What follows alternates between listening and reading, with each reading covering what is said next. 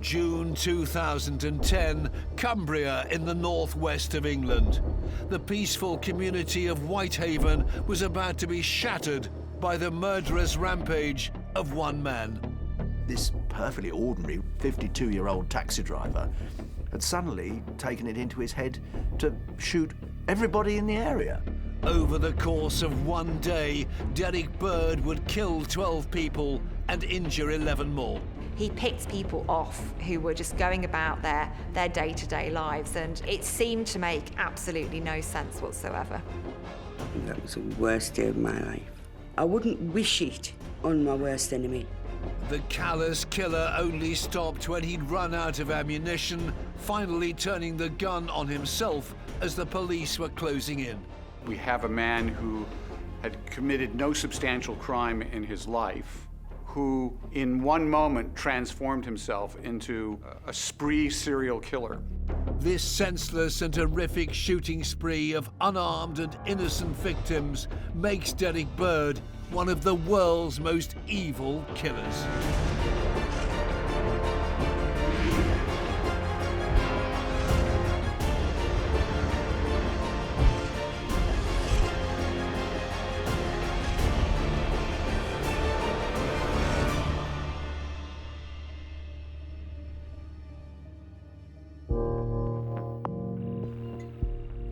Whitehaven, northwest England. On the 2nd of June 2010, a lone gunman embarked on a deadly killing spree that rocked the nation.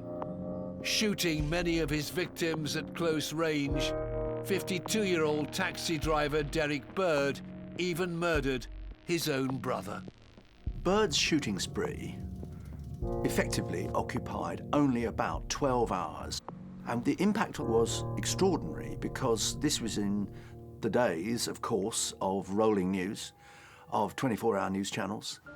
As it unfolded and as Bird became more and more obsessed by killing anybody who came across, so it became ever more dramatic. Most of Bird's victims were completely random targets. People delivering catalogues, people taking their shopping home, people just going about their day-to-day business. And I think it emphasises for me how fragile life is, especially when you encounter somebody like Derek Bird, who has nothing to lose. Derek Bird killed 12 people, injured a further 11, and then turned the gun on himself. After his death, his family released a statement to the press via the local vicar. He was a loving dad and recently became a grandfather.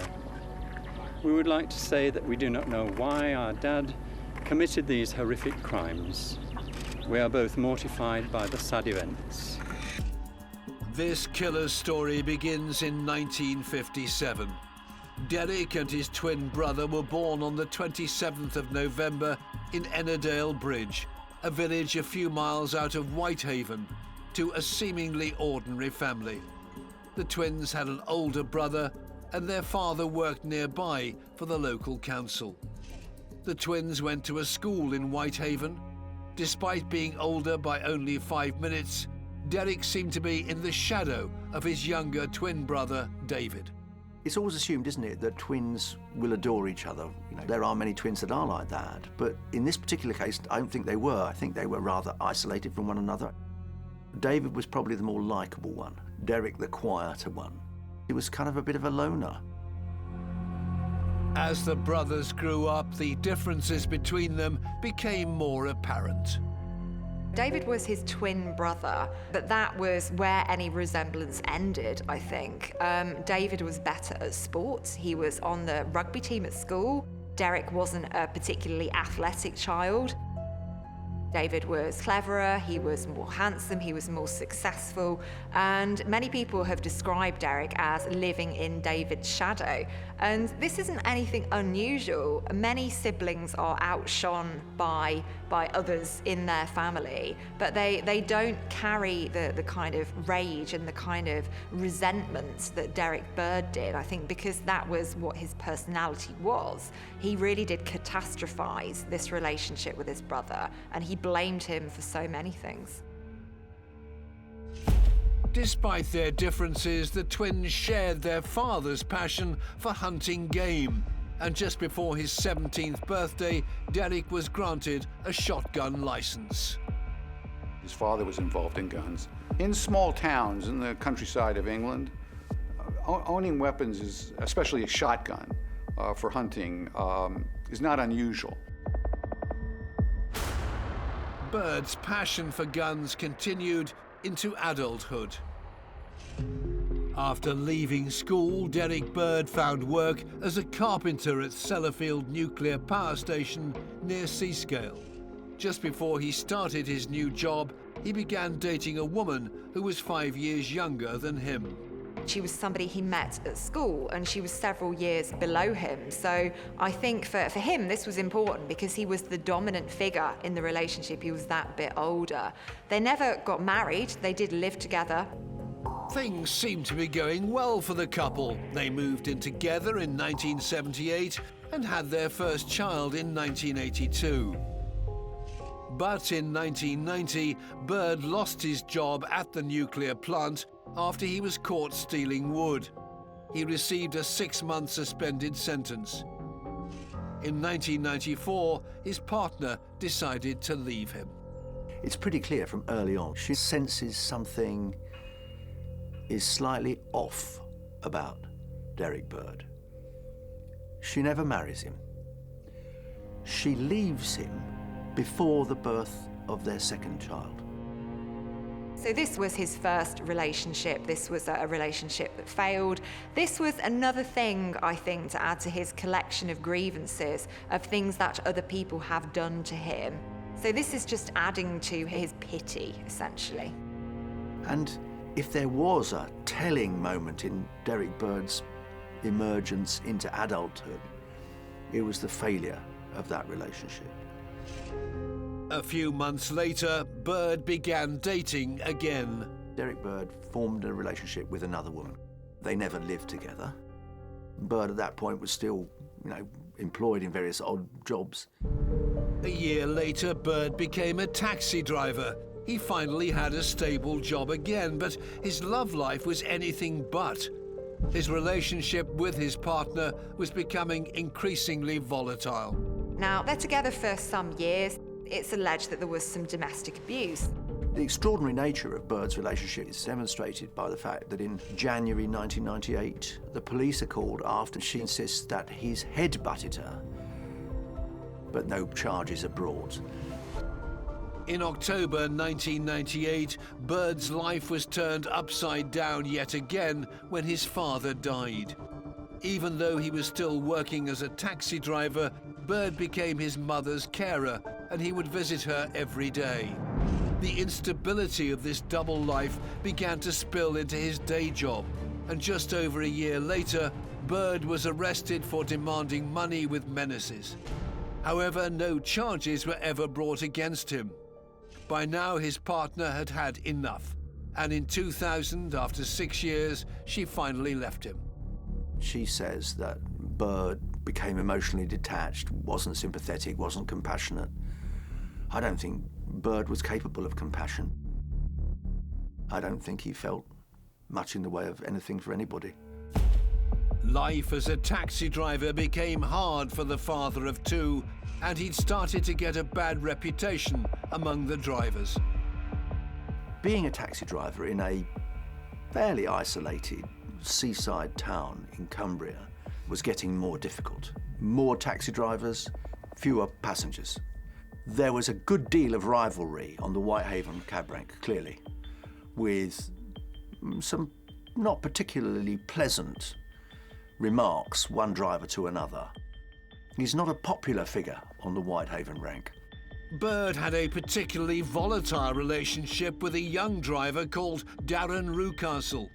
Darren, he had a few bust-ups with Bird, because Bird used to drive in front of the taxi before there was rails put there. And Bird was one of the worst for that. And one day he found this sour milk thrown all over his taxi, over the back seat of the taxi, and that upset him. And he had a good idea it was Bird that did it, because Bird had taken the fare off him. Sharon Moore, Darren's sister, recalls the hostile relationship between her brother and Bird. I can't say a bad word about him because he was my brother. He definitely wasn't a bully. But most of these taxi drivers got, I used to bully Derek and used to do this, used to do that. It was tit for tat. They were as bad as each other. Over the next few years, the rivalry between the two drivers intensified. Darren Rewcastle slashed Derek Bird's tyres. There had been a number of incidents, but that was obviously the most severe. And it would have been expensive because new tyres for a taxi are not a cheap thing to buy. There was the whole sense of it being relatively difficult to make a living. Isolated from the other taxi drivers, in 2002, Bird was involved in a fight outside a nightclub in Workington. His nose was broken, but he withdrew the charges against the other man. 5 years later, age 49, Bird was attacked again, this time whilst he was working. Derek Bird was assaulted by some passengers who'd made off without paying from his taxi. It was a serious assault. He had a laceration to the head, he had broken dentures, he had a chipped tooth. This was something that he took very, very personally. This is further fuel to the fire. His first girlfriend leaves him. His second girlfriend leaves him. The only good job he ever had at a nuclear plant, he loses because he engages in theft. He has his tires slashed by other taxi cab drivers. Fares who run out on him, assault him. One assault being serious enough that he was hospitalized. His life was just on a downward descent. Bird had been briefly hospitalized after being attacked by passengers in his taxi. The incident had left Bird anxious. He actually changed the nature of how he did his cab work, when he did his cab work. He became more cautious, he had nightmares, he obsessed about it as a repetition compulsion. Now, those are all valid symptoms of post-traumatic stress disorder. I don't doubt that he had it. What's odd is that the trauma is relatively minor compared to most things that cause PTSD. And what that makes me think is that before that assault occurred, because of the nature and stresses of his life, he was in a state of such fragility that his fabric just wasn't sufficient to deal with the next stress. Bird was a gun enthusiast and would regularly go on holidays to Thailand, where he would visit shooting ranges. He owned several guns, and in March 2007, he purchased a new .22 caliber rifle. There's no doubt that he had a great interest in guns, which I think had been given to him by his father. He had a shotgun license for many years, in 1974. He had a proper license for a .22 caliber rifle, complete with a silencer. He had a license to have quite a lot of ammunition. Bird loved shooting. It was very much a solitary pursuit. He had very little in common with his fellow taxi drivers in Whitehaven. In February 2008, his taxi was vandalized and he suspected one of them. There is often quite a bit of banter between taxi drivers, and sometimes this can turn quite nasty, especially when there are disputes over fares, whether somebody has picked up somebody else's passenger, because this is how these guys make their living. But for Derek Bird, he attaches an awful lot of significance to this because he has this permanent exclusion narrative. Everybody is out to get me. Everybody is against me. And I think this does add to that. Money was tight for Bird, and he became increasingly paranoid about it. When Derek Bird's father had died, there was an argument about the will and who was to get what in the will. Bird felt that his twin brother and the family solicitor were planning to reveal to the tax authorities who were examining Bird's affairs at that time that he had a secret bank account in which there was £60,000. He was convinced that the world, his brother, his solicitor, and every other taxi driver was against him. And then added on top of that, a little fuel that everyone was against him. Bird also discovered that his father had lent his twin brother David money before he died. Derek found out that his father made an unspoken secret loan to David.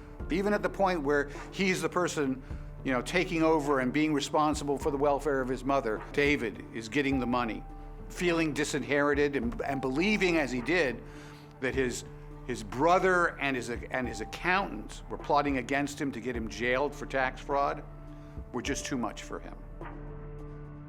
He was of the view that his brother and his solicitor had conspired against him. He felt very bitter about a £25,000 loan that his father had made to his twin brother back in 1998. So this is somebody who really does hang on to grudges. He collects them, he stores them away. He doesn't deal with those issues, with that anger, and it all boils and boils and boils away.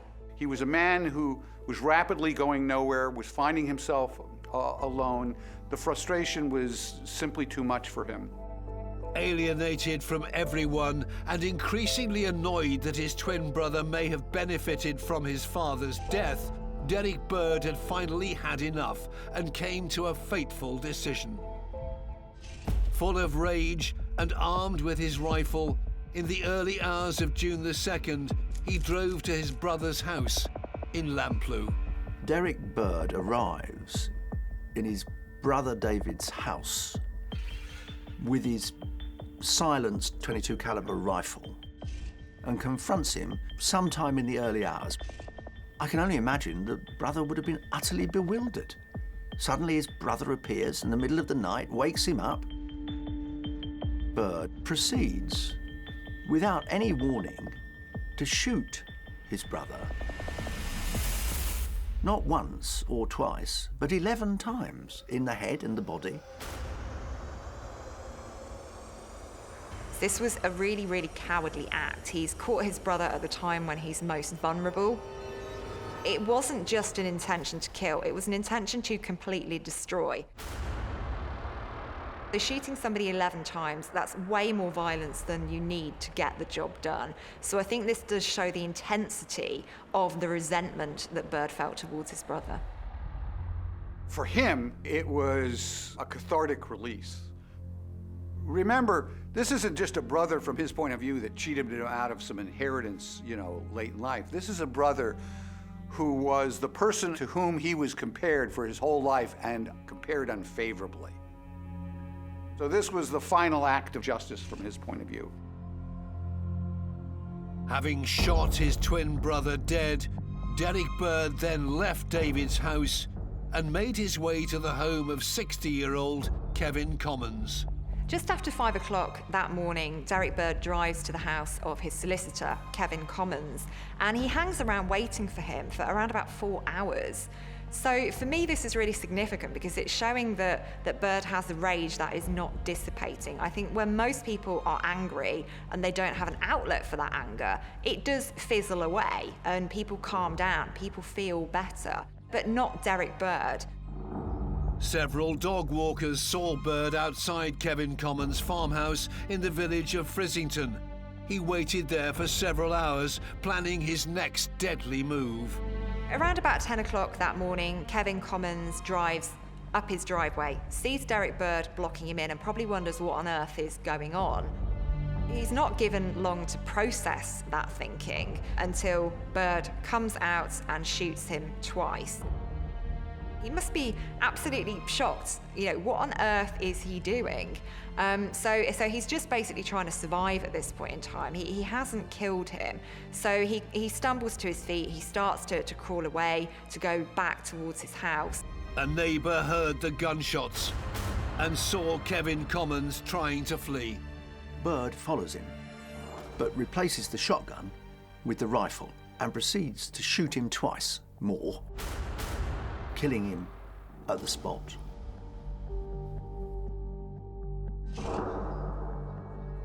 Just after 10 a.m., the concerned neighbours called the police, who discovered Kevin's body in his driveway. But Bird was nowhere to be seen. He'd fled the scene in his car, armed with 2 weapons, a 12-gauge sawed-off shotgun and a .22 caliber rifle. Shotguns and rifles are very different weapons. A rifle is designed to send a stable projectile a long distance. A shotgun is designed to spread pellets out. A rifle certainly can fire a small projectile that can kill you, but at short range, the mass of pellets can produce utterly devastating injuries. With greater range, less effective, but close up, a shotgun is far more deadly. Derek Bird had killed 2 innocent men, his twin brother David and 60-year-old family solicitor Kevin Commons. Having fled the scene, Bird returned to his home village of Rowra, and at approximately 10:30 that morning, he decided to go to his friend's house to collect another gun he'd left there. His friend wasn't home, so Bird couldn't get his gun. He quickly left and made his way to Duke Street in Whitehaven, where 43-year-old Darren Rewcastle had just started his shift at the taxi rank. I used to have breakfast with him. But I don't know why. For some reason, I stayed in bed that morning. And he'd just gone out when I came downstairs. If I'd got up when I normally did to have breakfast with him, he would have gone out later, and this thing would never have happened. Darren Rewcastle was strolling across the road with a coffee in one hand and a cigarette in the other, just like it was any other normal day. And Derek Bird pulls up in his car and calls Darren over to him. He's got that control over him. He knows what he wants to do with this victim. He wants Darren to be facing him. And when he is, he shoots him in the face. I think this is a really significant murder because he feels slighted by Darren. He feels that this popular, affable, likeable man is somebody who has turned against him. He's somebody who has basically turned the other drivers against him. So he's externalizing all of that rage. And the fact that he shot him in the face is really significant because somebody's face is their identity. It's a sense of their personhood. So it wasn't sufficient for Bird to kill him. He wanted to absolutely obliterate this individual. Sharon received the devastating news about her brother's murder just minutes later. I got a phone call at 10:35 to say that Darren had been shot. It was one of the taxi guys. He was quite close to Darren. He just said, Sharon, he said, I'm so sorry.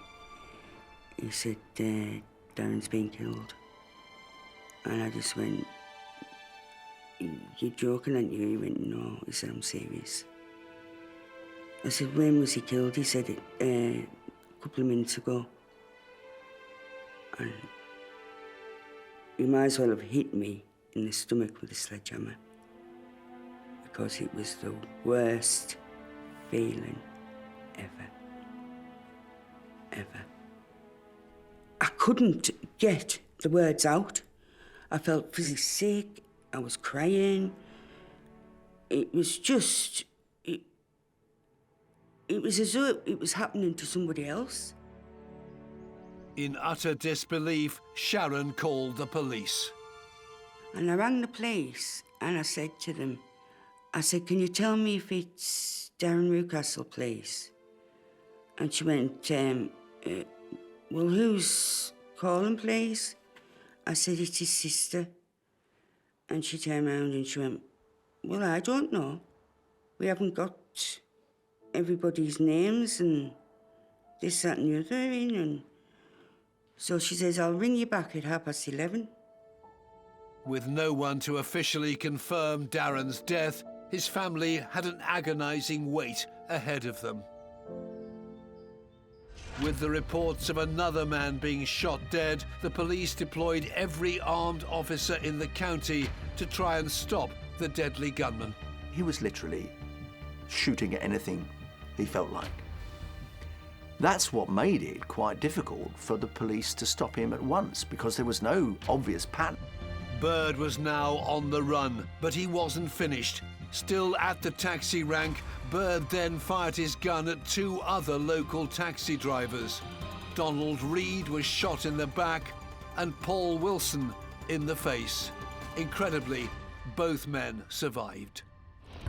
It's no accident that Bird, who was by now clearly obsessed with revenge against his fellow taxi drivers, that he aimed at their faces. He's not seeking to wound, he's seeking to disfigure.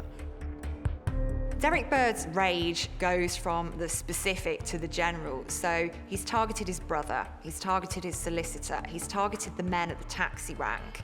But after this point, anybody could fall victim to him. He is literally driving around the streets of Cumbria, picking off people that he comes across.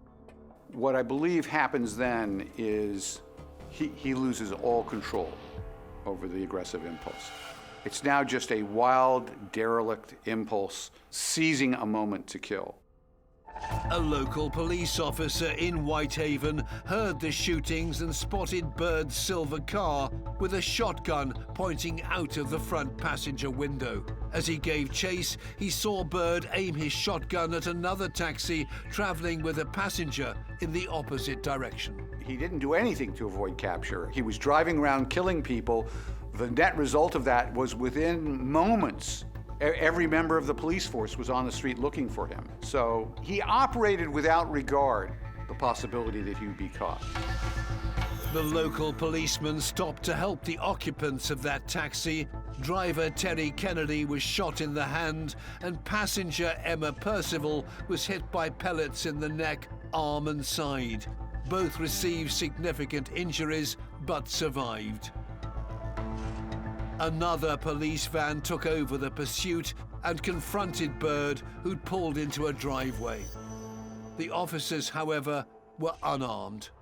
When the police finally did catch up with Derek Bird, he's a very dangerous individual at this point in time. He has got nothing left to lose. So when he points his gun at the police officers, they quite wisely back away, and that gives him the opportunity to go on the run again. So they've come very close to getting him, but I think it was a wise decision to give him a wide berth at this point in time. After Bird threatened them with a shotgun, it became clear to the local police they would need help to apprehend him. This is Cumbria. This is not the mean city streets. You're not expecting there to be a spree killing in this part of the world. So the police were perhaps not as well set up to respond to this as they could have been. So there were some issues with the radio communications, there were some issues in passing information from one service to another. So I think this spree killing really did take everybody by surprise. By now, the shocking news broke that a deadly gunman was on the loose in Cumbria. Stay indoors. He's randomly shooting people on the street. With modern news, you can actually see these sort of events unfolding in real time. You don't see serial killers in real time. But to sit there as a person and watch as it's unfolding live is just unbelievable, really. At 11 a.m., the body of David Bird was discovered, and the police realized they now had 3 people dead and 4 people seriously injured. Helicopters were deployed to scour the area for the crazed gunman. But Bird continued his deadly mission and arrived at the village of Egremont, where he killed his next 2 victims in quick succession.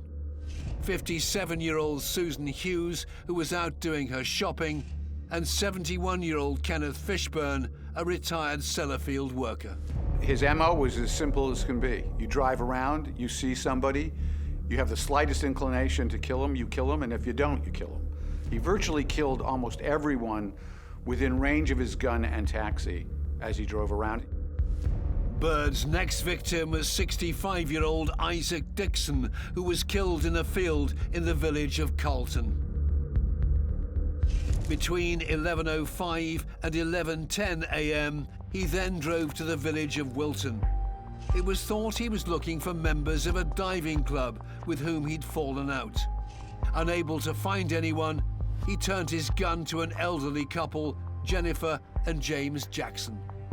I suspect he's now become so dissociated from the world, he doesn't really know what he's doing. He knows vaguely that he's got an end game in his mind, but there's no predictability.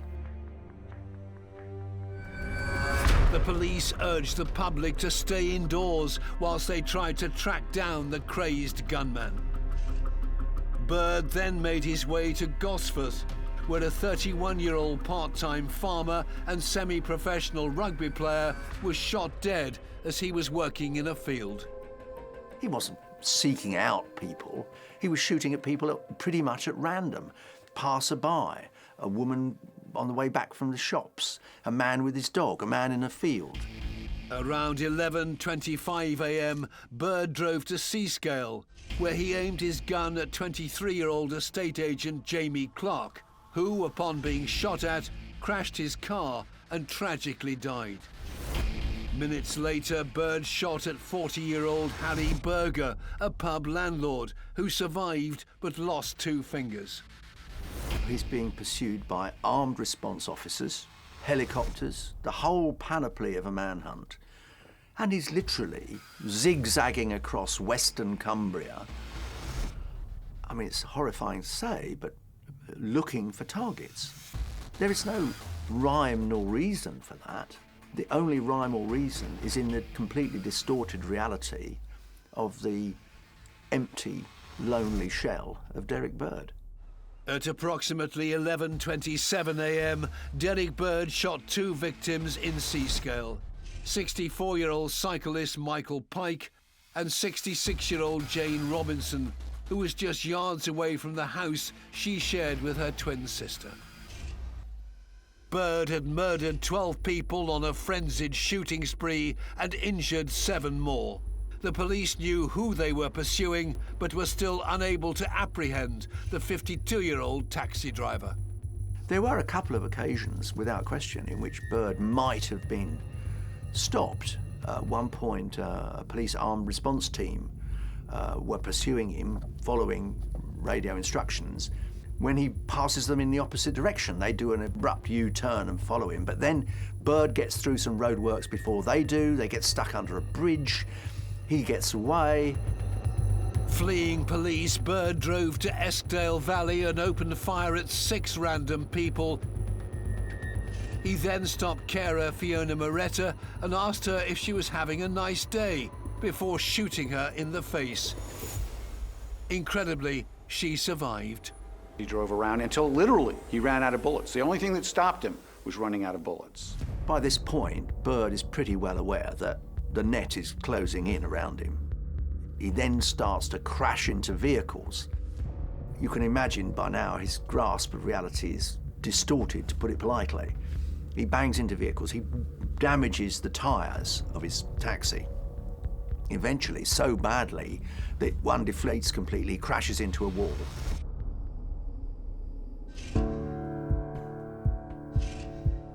Bird was now running out of petrol. With no ammunition and his car damaged, he drove to a beauty spot near Boot called Dr. Bridge. He'd run out of shotgun bullets, and suddenly he realized that, unlike his hyperbolic fantasies before this, life as you know it was really over. At approximately 12:30 p.m, police found Bird's car abandoned with one of his guns inside. Bird was now on foot, armed with his rifle. With the public still at high risk, the police had now taken the decision to name Derek Bird as their prime suspect, but there was still no sign of him.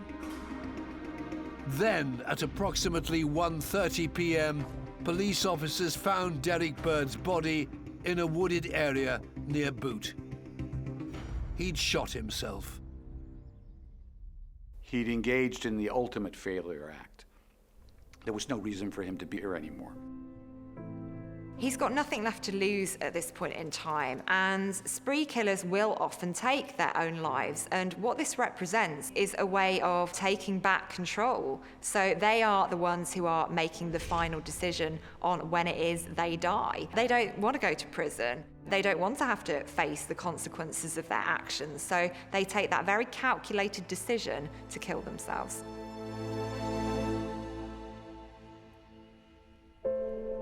Meanwhile, Sharon was still waiting anxiously for news on her brother, Darren.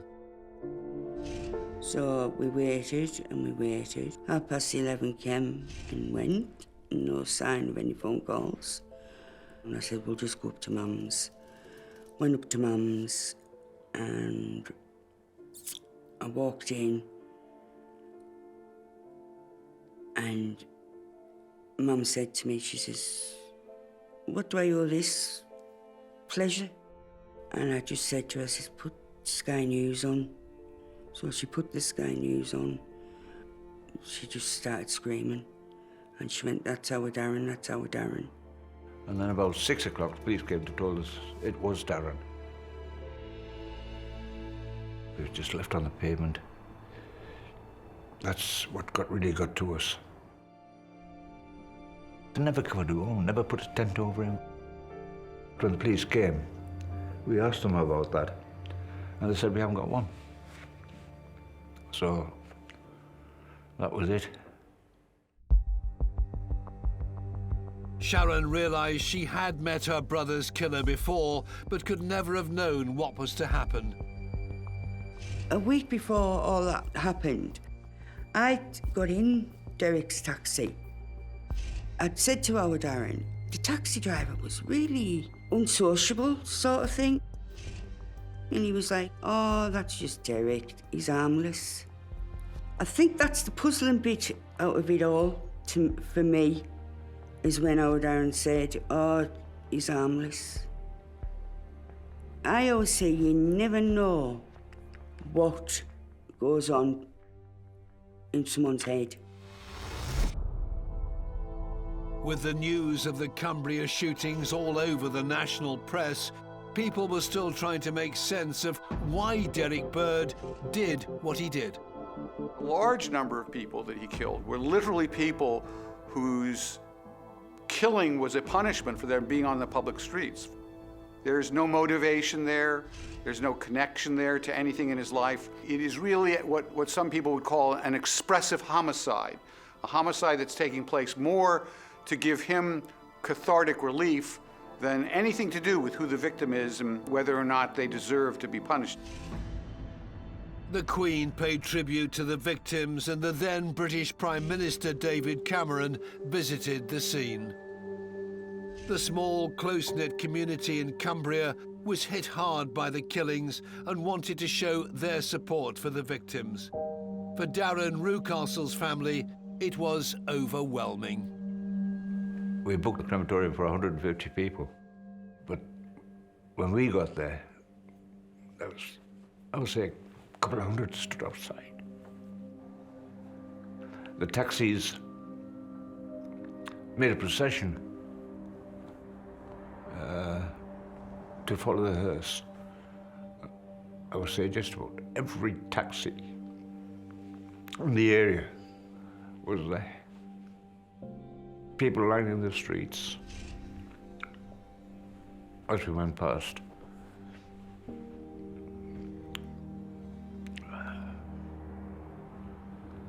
It was heartbreaking. So many people knew him, and so many people liked him. It was huge, huge amount of people there. They're proud of him. To think how many people he touched,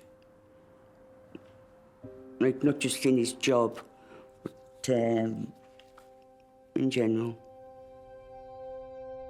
The families could now put their loved ones to rest, but nothing could explain Bird's actions. Well, I'll be honest with you, I hated him because he took somebody special away from me.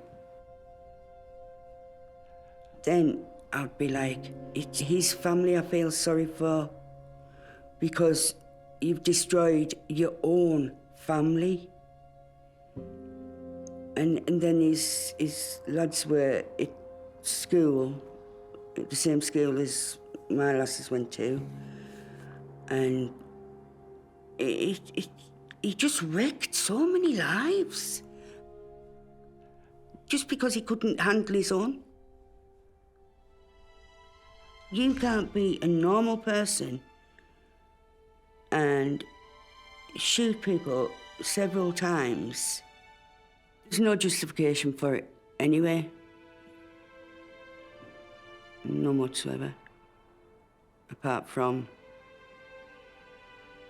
losing the plot. This is an individual who's wrought complete havoc, and he's never going to be brought to justice for doing this.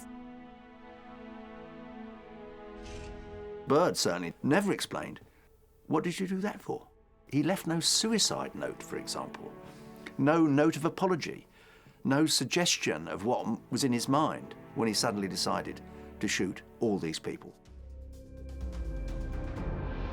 Anyone who is prepared to take lives at random or apparently at random for no obvious reason, without any explanation, to me is genuinely evil.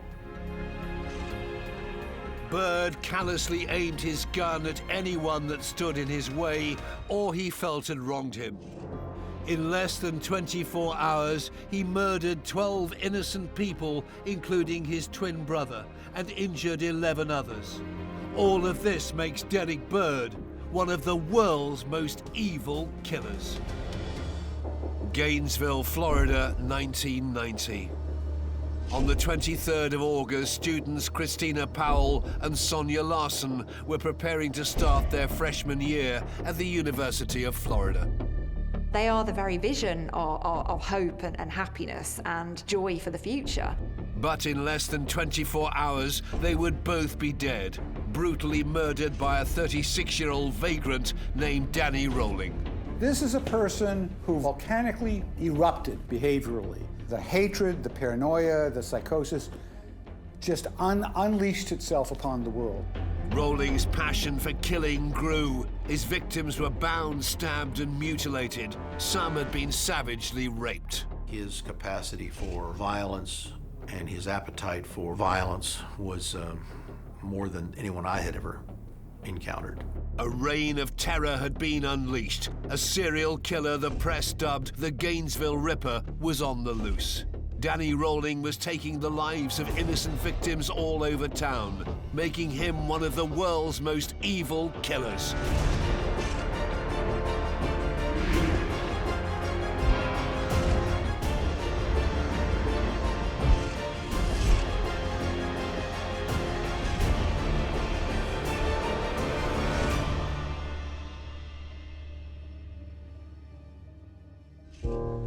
Gainesville, a university city in inland Florida.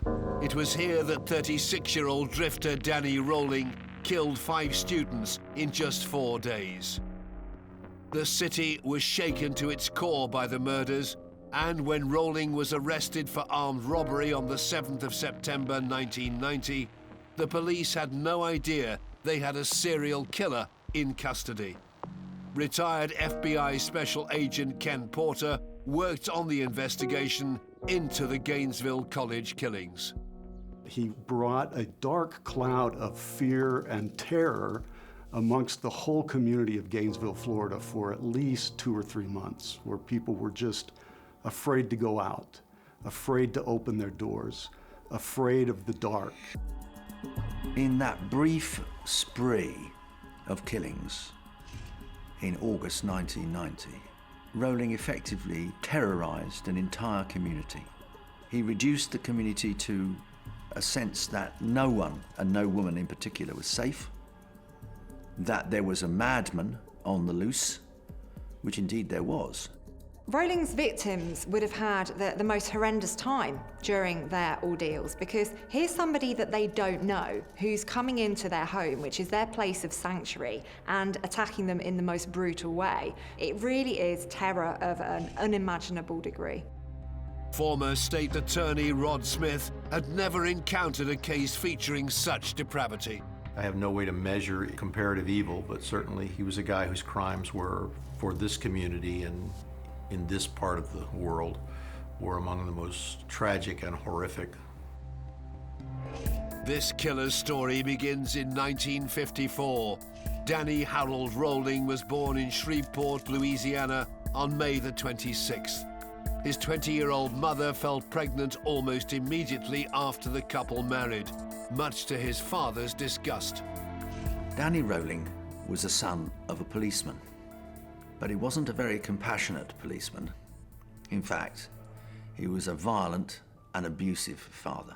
For the rest of Danny's life, his father would refer to him as an accident that should never have happened. He had a violent temper, and almost anything young Danny did was able to ignite it. If he didn't breathe properly, he was beaten by his father, that the slightest thing would set him off. And I think if we look at that now, we'd call that coercive control now. We'd call that the kind of behaviour that is designed to chip away at somebody's self-esteem, that really does destroy someone's identity. Time after time throughout his childhood, Rowling was told by his supremely arrogant father that he was useless. He was a useless piece of work and never would amount to anything. 15 months later, Rowling's mother would fall pregnant again and gave birth to her second son. She would continually try to protect the two boys from their father's destructive influence. His mother flees several times, taking him and his younger brother. They get away from his abusive, domineering father, but she soon goes back to the home. So you've got this constant chewing and throwing, this constant state of upheaval, and this creates an environment that isn't safe, that isn't secure. To add to Rowling's insecurity, his mother, his only form of stability, was struggling with mental health issues. Despite him needing her, she wasn't always around. Still a young child, Rowling's existence became a solitary one. He would hide in the woods or wander the neighborhood to escape the constant abuse from his father. He would go out at night when his parents didn't know about it, and he would look through the windows of the neighbours' homes, and he'd see them around the kitchen table, around the dinner table, happy families all together. And he's got that building resentment. Why have these people got this when I haven't? What's wrong with me? And that's something that continues to bubble away in the background. Rowling yearned for a normal family, the kind of home life that everyone else appeared to have. The suffering at the hands of his father, coupled with his mother's mental instability, sent him on a downward spiral. Now, the impact this had on quite a suggestible child was severe. Now, I'm not suggesting for a second that Rowling's father made Rowling into a serial killer, but there was no doubt at all that there was a very great deal of animosity between father and son. As a teenager, Rowling continued to escape his home life. He spent even more time wandering the neighborhood, and around the age of 13, his innocent childhood pastime of watching families became sexually motivated. Rowling had a habit of stalking people, and he would watch them. That voyeurism that had developed during his early years, when he'd looked through the windows of the happy families in his neighbourhood and had that simmering resentment, turned into something else. It turned into something quite sinister. Rowling took a particular interest in watching young women. He was caught several times and began to get a reputation as a peeping Tom. His life had now started on a destructive path of crime. It was that classic serial killer pattern. Petty crime, small offences, gradually escalating into greater and greater offences. By now, he'd started drinking heavily. In 1971, aged 16, a drunk Rowling had a fight with his father, and he was locked up for 2 weeks in a juvenile detention centre. In an effort to escape his abusive home, Rowling then dropped out of high school and joined the Air Force. And I think what he's essentially doing here is looking for some structure. He's looking for a sense of belonging. This is somebody who's always felt rejected, who's always felt excluded. And for many people who join the military, it's a family to them. It's rules, it's structure, it's routine, it's a way of life. Rowling initially thrived in the military, but his drinking evolved to substance abuse and led to an early discharge. After barely a year's service, he returned to the home in Shreveport. He desperately tried to escape. Nevertheless, Rowling appeared to turn his life around. he started attending the United Pentecostal Church, where he met a young woman in the congregation. It was love at first sight, and in 1974, when Danny was just 20, the couple married. A year later, they welcomed a baby daughter.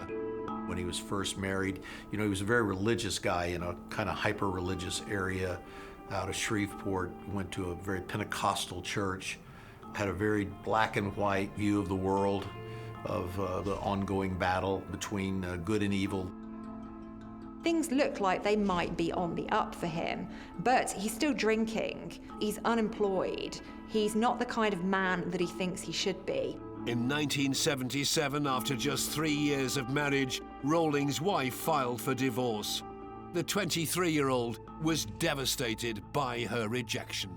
And this is something that I don't think he does move beyond.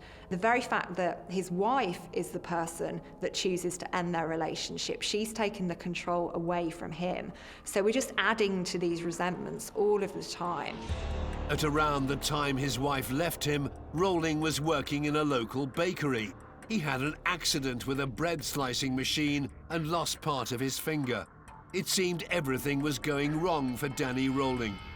He stole his father's gun and embarked on a series of armed robberies across Mississippi, Alabama, and Georgia, but he was soon arrested. By 1989, after spending a total of 8 years behind bars, Rowling found himself once again back in the family home in Shreveport. Aware that he doesn't amount to anything, and only too conscious of his father's horror at his uselessness, he's 35 years old. He's virtually amounted to nothing until now. Rowling decides to prove that he does do something, and he chooses to kill. Danny Rowling had grown up thinking he was worthless. He'd failed at high school, in his military career, and in marriage. In 1989, at the age of 35, he found work at a restaurant in his hometown of Shreveport, Louisiana. But even this resulted in failure. On November the 4th, he was fired for missing his shift. Rowling claimed his boss had changed the roster without telling him and was aggrieved at his wrongful dismissal. Rowling is somebody who I would refer to as a grievance collector. So throughout his life, he's harbouring all of these resentments. There are various events where the heat is turned up, and I think the significant one for me is when he loses his job at a local restaurant. Now, usually he would take this fairly quietly and he'd internalise his trauma, and that resentment would bubble away. But on this occasion, he externalises. He threatens his manager, he shouts at him. You see this rage begin to come out, and this is the day of his first killing. Enraged by his mistreatment at work, that night Rowling took his sinister hobby of stalking to a whole new level, a deadly one. He'd grown infatuated with a 24-year-old department store worker named Julie Grissom. He had decided that he wanted her, essentially. So he followed her home and he spied on her. He saw her with her family, which included her father, Tom, and Tom's grandson, Sean. And he's got this vision of this perfect family in front of him again. So he's thinking, why have these people got this when I haven't got this? I feel really aggrieved. I feel really resentful about this. The back door of the house was unlocked. Armed with a knife, Rowling let himself in and begins a violent attack on the whole family, brutally stabbing all of them. And on that evening, he kills Julie. He rapes her, he assaults her, he also kills Tom, he kills Sean as well. So he wipes out 3 generations of an entire family.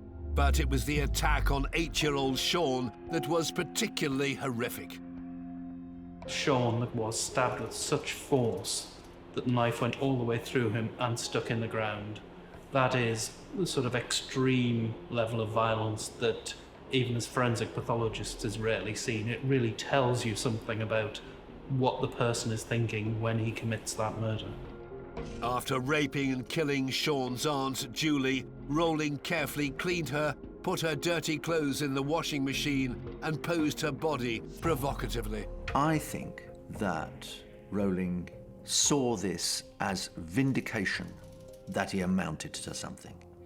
That this was his handiwork, This was something he was good at. Rowling fled. 2 days later, a neighbour discovered the gruesome murder scene. The small town of Shreveport was in shock. Rowling had a secret that nobody else knew. For the first time, he'd succeeded at something. He had been in control, and he liked it. 6 months later, Rowling had yet another altercation with his father. The Shreveport murders gave Rowling the courage to confront the man who'd humiliated him, emasculated him over years. He gets into a full-scale, drag-out fight with his police officer father.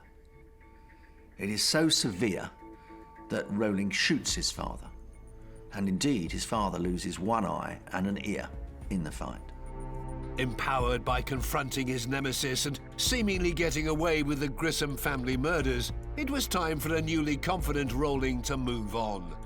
In May 1990, the 36-year-old left his home in Shreveport for the last time and headed for the university city of Gainesville, Florida, to feed his newfound appetite for killing. Many people ask, well, why did Rowling target a college town? What was so special about it that drew him to that place? And I think that was because it symbolised the very thing that he resented: young people, successful people, people who had opportunities. And he is just a pot of simmering resentment. And it's no surprise to me that he takes it out on people who he wants to be like, people who he feels envious of.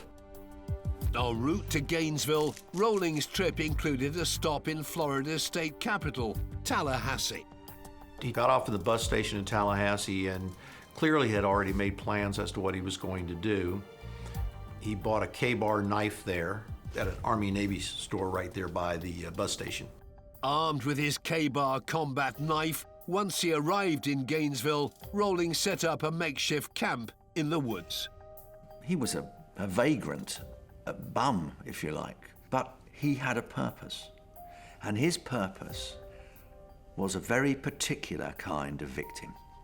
Danny primarily targeted young women, and they were always young brunettes like his former wife had been.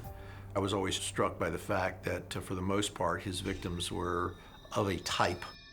On the 23rd of August 1990, new roommates Christina Powell and Sonia Larson were preparing for the beginning of the fall semester at the University of Florida. They're 17 and 18 years old. They're freshmen. This is the start of an exciting period in their lives.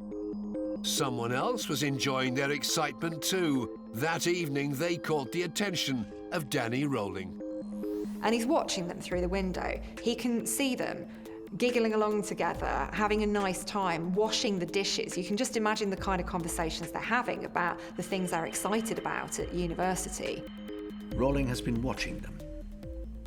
In fact, he's probably spent the best part of the night outside in the woods just behind the apartment block. In the early hours, he breaks in.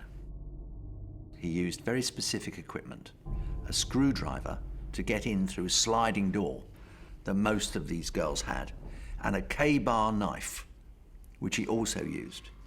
Those two elements were his signature. Rowling found Christina asleep on the couch downstairs and Sonia in bed upstairs. So he's decided that Christina is the one that he wants. So he gets Sonia out of the way first. He leaves Christina Powell asleep on the couch and creeps upstairs and attacks Sonia Larson while she's asleep. He puts duct tape over her mouth to prevent her screaming, and also, of course, to prevent her waking up Christina, who's asleep downstairs. Rowling stabbed Sonia repeatedly until she was dead. He then made his way back downstairs to Christina, who was still asleep on the couch. He wakes her, puts duct tape over her mouth to prevent her screaming, tapes her hands behind her back, and proceeds to cut off her clothes and underclothes and rape her with a knife to her throat. He then turns her onto her face and stabs her 5 times in the back.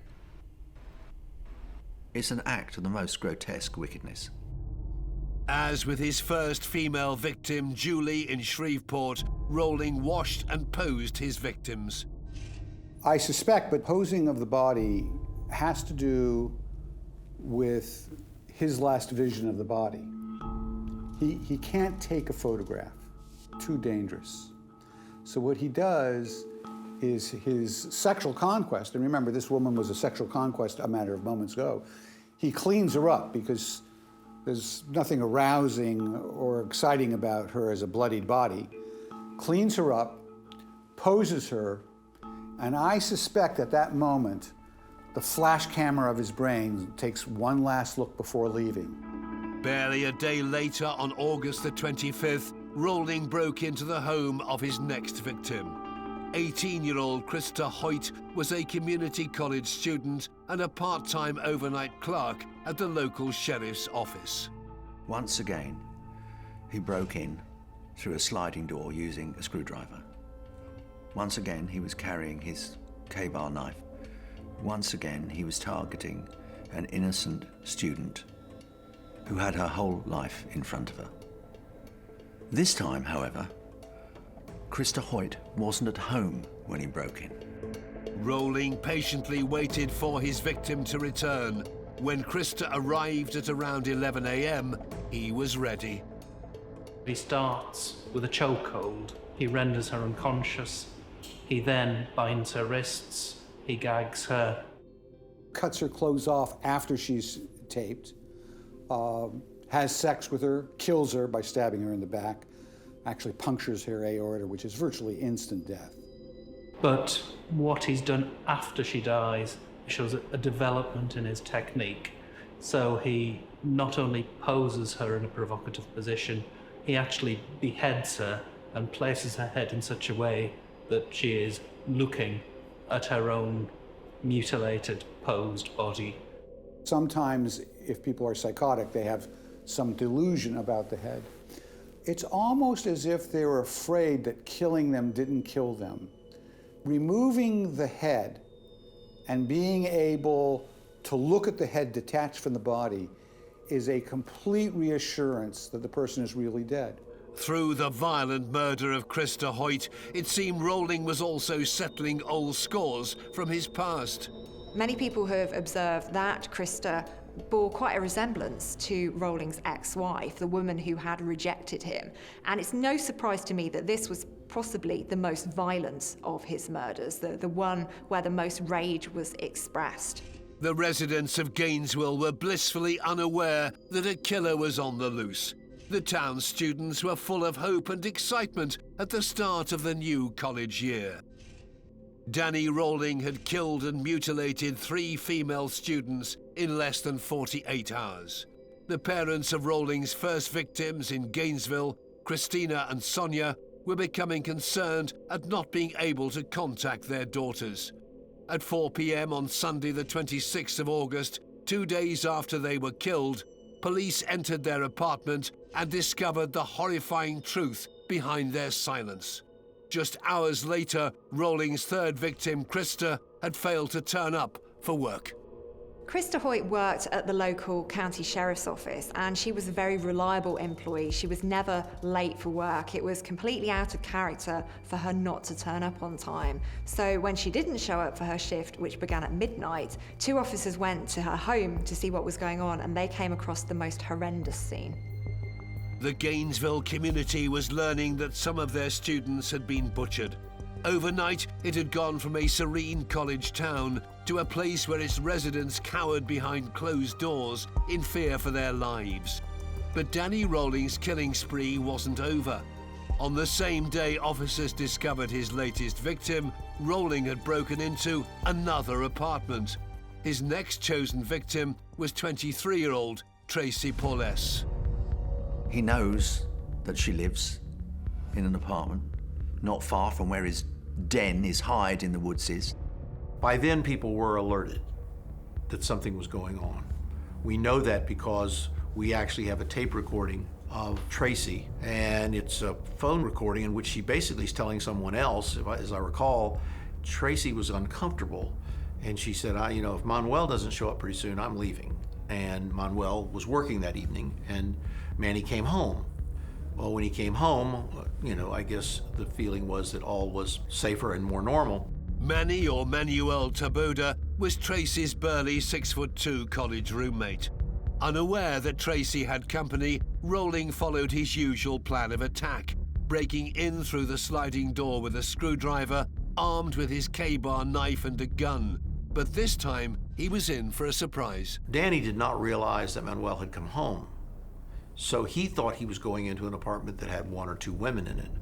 Manuel was not the target, but when he checked the room, he found Manuel, and actually, when he stabbed Manuel, Manuel came alive and fought him for a sustained period of time. Hearing Manuel's screams, Tracy awoke and went to investigate. She was greeted with the most horrific scene. Terrified, she raced down the corridor and locked herself in her room. And now, all that stands between Tracy and Danny Rowling is a flimsy bedroom door. He literally bursts through it, breaks it down. Tracy was now at the mercy of a killer.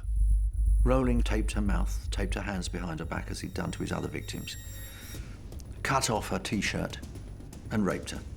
Once again, he turned her onto her face and stabbed her 3 times in the back, killing her. Once again, he cleaned and posed the body. This was a killing spree, a spree aimed at, to some extent, and cleansing him of the feeling that he was worthless. The repetition in his crimes was all part of Rowling's design. He wanted to leave behind a signature so that the world would know he had finally succeeded in something. By now, police had discovered 3 of his victims. The entire city was in turmoil. Ken Porter was an FBI agent at the time and was part of a task force assigned to investigate the multiple killings. I was driving to work on Monday morning, August 27th, and I heard a news report on the radio of 3 murders that had been discovered over the weekend, and was just shocked as I was driving in because things like that had not happened in Gainesville. The task force had immediately identified similarities between the crimes. He appeared to be looking for young, college-aged females with brunette hair of a small, petite build. That was the profile of the 3 victims that had been discovered up to that point. On the very day that Gainesville learned they had a serial killer on the loose, Rowling committed an armed robbery at the local branch of the First Union Bank. It heightened the fear felt amongst the community. The next morning, on Tuesday the 28th of August, the bodies of Manuel and Tracy were discovered. Tracy fit the profile of the previous female victims. She was a young female college student, kind of petite in build, brunette hair. She was also killed in the same manner as the other 3, with a knife, stab wounds, mutilated body, and immediately everybody knew that it was the same killer. The people of Gainesville were now terrified. With the body count rising day by day, anyone could be next. The authorities were determined to catch this monster before he struck again. During their investigations into the murders and the armed bank robbery, police came across 2 men acting suspiciously. So these 2 officers followed them into the woods. They came upon a campsite that had been carved out of this densely wooded area near the university campus. Unbeknownst to the officers, one of these men was Danny Rowling. The police saw Rowling and a drug dealer friend of his at the campsite. Now, when Rowling clocked that the police were watching him, he fled. He just upped and he left. Rowling's drug dealer was apprehended, but the killer himself had slipped into the night. They look around the campsite and they notice there's a camping tent set up there. And they noticed a few things inside this tent. They saw this money that was covered in this pink reddish dye, and they knew right away, oh, this might be the proceeds or evidence from the bank robbery. They also found a gun that matched the description of the handgun that was used in the bank robbery. But there were also some other items which were quite perplexing. So there was a ski mask, there were a pair of trousers, there was some pubic hair. And they didn't make the connection at the time between the murders and the items at this campsite, but they did bag them up, and they were to prove incredibly valuable when the pieces were put together. With an entire town under the glare of the national media spotlight, the FBI were under pressure to find the killer. On August the 30th, amid the panic and chaos on campus, police identified a 19-year-old freshman with mental health issues as a suspect. Edward Humphrey lived in the same apartment complex as the last two victims and had been outwardly aggressive to other students. 2 days after the final murder, he was involved in a physical battle with his grandmother, which involved him hitting her, and the police arrested him. Mr. Humphrey's behavior was such that he was highly conspicuous. I mean, he was loud, he was drunk, he was off his medication, he had brain injuries, he was out of control a lot, even in restaurants. Humphrey's grandmother didn't want to press charges, but the state decided that in order to keep their prime suspect in custody, they would. They posted bail at an unachievable $1 million and took DNA samples from the suspect, hoping to conclusively link him with the college murders. He was under investigation quite heavily because a lot of the evidence pointed to him as a possible suspect. Word of that leaked out to the press, so he became a focus of the media as well as a focus of the investigation. I think everybody was so desperate to solve what had happened here for a lot of reasons, one of which is just a sense of security is that, quote, they got the guy. Now it seemed the police had their serial killer and the prime suspect for the bank robbery, Rowling's drug dealer friend, both in custody. Despite the incriminating evidence at the campsite, the FBI weren't convinced this was their man. For some reason, I just felt that this was not our bank robber. He seemed to me to be totally clueless about how to rob a bank. But you never give up on somebody until you do the investigation. So over the next couple of days, my partner and I started conducting investigations to determine if this individual was in fact the bank robber or not. Meanwhile, the FBI's real killer and bank robber, Danny Rowling, was still on the run. He stole a car, he drove to Tampa. He committed 3 robberies, including holding up a convenience store on September the 2nd. And 5 days later, he tries to commit another robbery, this time in a store in Ocala, where he holds the manager to ransom and demands he opens the safe. But unfortunately, other people realize what's happening, the police are called, and Rowling is unable to escape this time. Rowling was finally taken into custody and awaiting trial for the Ocala supermarket robbery. But in Gainesville, the investigation into the student slayings had hit a dead end. DNA evidence had proven that prime suspect Edward Humphrey was not their killer. He found himself at the centre of this investigation when police named him as a potential suspect. But this was a rabbit hole that was going to lead nowhere, and it really was a distraction. Without another suspect for the murders, the investigation came to a standstill. The Gainesville community had believed the perpetrator of these horrific killings was safely locked up. It had given them a false sense of security. But now they knew the truth. There was a serial killer still at large. A dark cloud of fear and panic hung over the Gainesville community once again. Serial killer Danny Rowling had been arrested for a grocery store robbery in nearby Ocala, but the investigations into the Gainesville murders and bank robbery he'd committed in the city were still ongoing. No link had been made between the crimes or to Rowling. The serial number of the gun used in the bank robbery was traced to its registered owner 3 hours south in the coastal city of Sarasota. So FBI agents went to interview him. So the guy told the story of selling it to some vagrant, some guy who was just passing through town who wanted to buy the gun. Sold it to him for cash. And the agent asked him, well, was there anything that stood out about this guy, anything that you can remember that would help us identify who he was? Officers were told the gun had been sold to a vagrant who had a very distinctive attribute.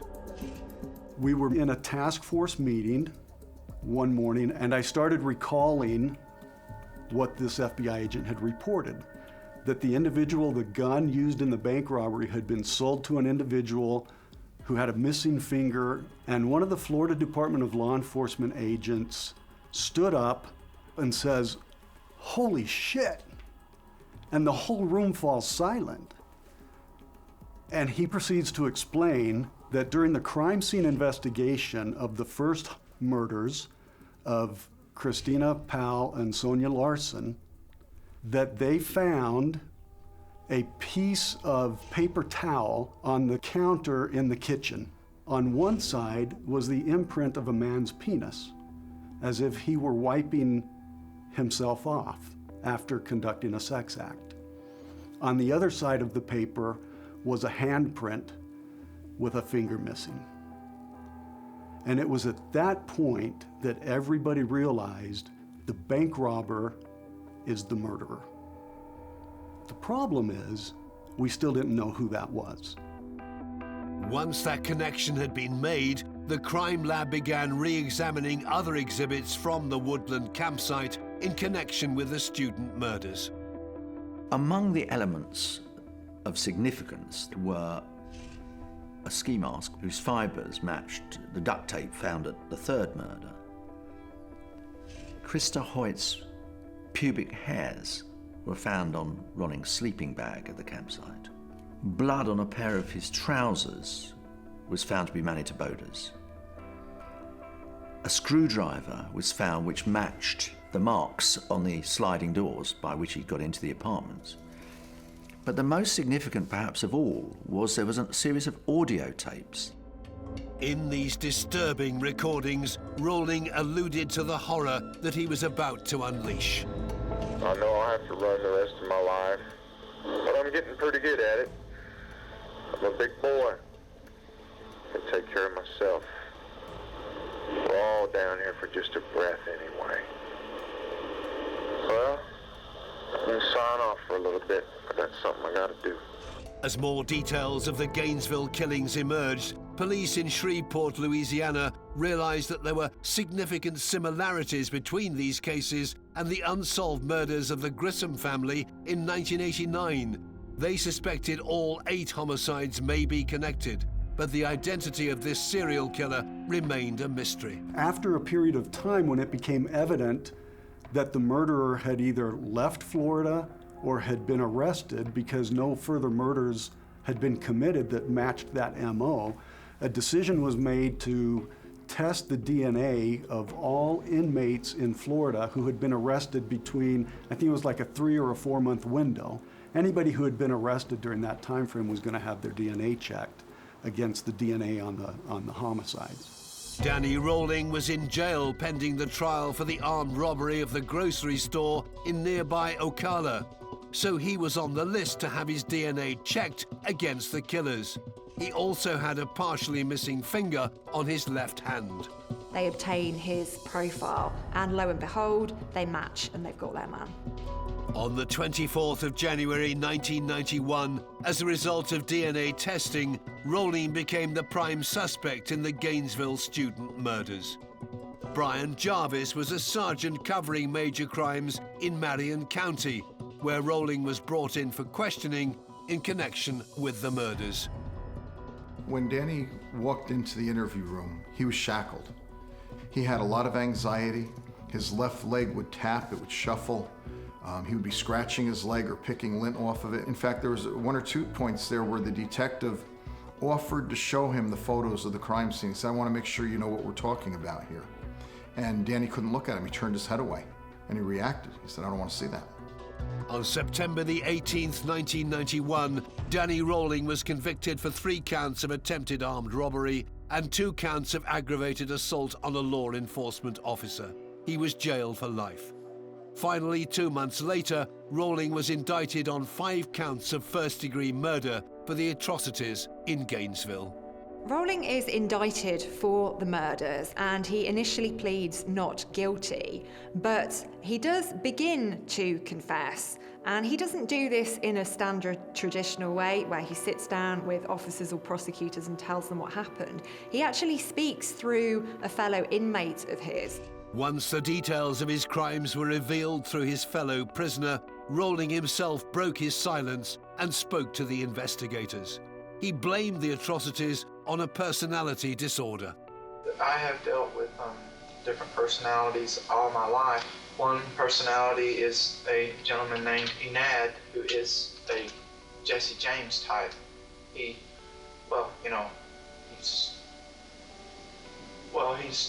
not a good person, but he's not really an evil person. And then another one, the evil one that causes him to kill, Gemini, was the personality really responsible. Because I'm gonna tell you guys, Danny's not that person. I never wanted to come this way. Believe me, God is my judge, I never wanted to come this way. But I'm here and now I gotta live with this. Now, in my view, was not going to be about whether he'd found guilty, but whether or not he was going to be executed. With a potential death sentence now hanging over him, Rowling's trial was set for February the 15th, 1994, in Gainesville, Florida. On the opening day in court, the prosecution was prepared for an insanity plea from Rowling, but he was to surprise everyone. Sure enough, he got up and he stepped forward and he addressed the court and he confessed to the crimes. And of course, the outburst was, the victims were stunned, shocked. There was even some people like, what does that mean? Did he just confess? I mean, it was that shocking to everyone. Rowling changed his plea to guilty on all 5 counts of murder, 3 counts of sexual battery, and 3 counts of armed burglary. On March the 24th, the 12 jurors unanimously recommended the death penalty. I had no question in my mind that Judge Morris was going to give him the death penalty. I don't think Danny had any doubt. I don't think the defense team had any doubt. On the 20th of April 1994, 39-year-old Danny Rowling was sentenced to death by Judge Stan Morris and immediately sent to Florida State Prison. His legal team began a process of appeals which would last over 12 years. During one of these hearings, Rod Smith got the opportunity to cross-examine Rowling. It was the one time it was just almost, in my mind, it was almost me and him, just for a brief moment. Danny had said something in an answer to me, as I recall it, Mr. Smith, I'm not the monster you made me out to be, or I'm not a monster, something like that. And for the first time in the entire thing, the entire process, I think I lost my cool entirely. And I remember saying, and I remember the judge just about, oh, he was really upset with me for it. I remember saying something to the effect of, when you kill that boy, were you a monster then? Rowling fought his death sentence to the very end. The day before his execution, his last appeal was turned down. That night, on the eve of his death, Rowling surprised everybody again. Despite never admitting to the 1989 Grissom family murders in his hometown of Shreveport, he had another confession to make. Hereby, I make a formal written statement concerning the murders of Julie, Tom, and Sean Grissom. I and I alone am guilty. It was my hand that took those precious lights out of this old dark world. On October the 25th, 2006, in Florida State Prison, justice for his victims was finally carried out. At 6 p.m., Danny Harold Rowling was executed by lethal injection. He was 52 years old.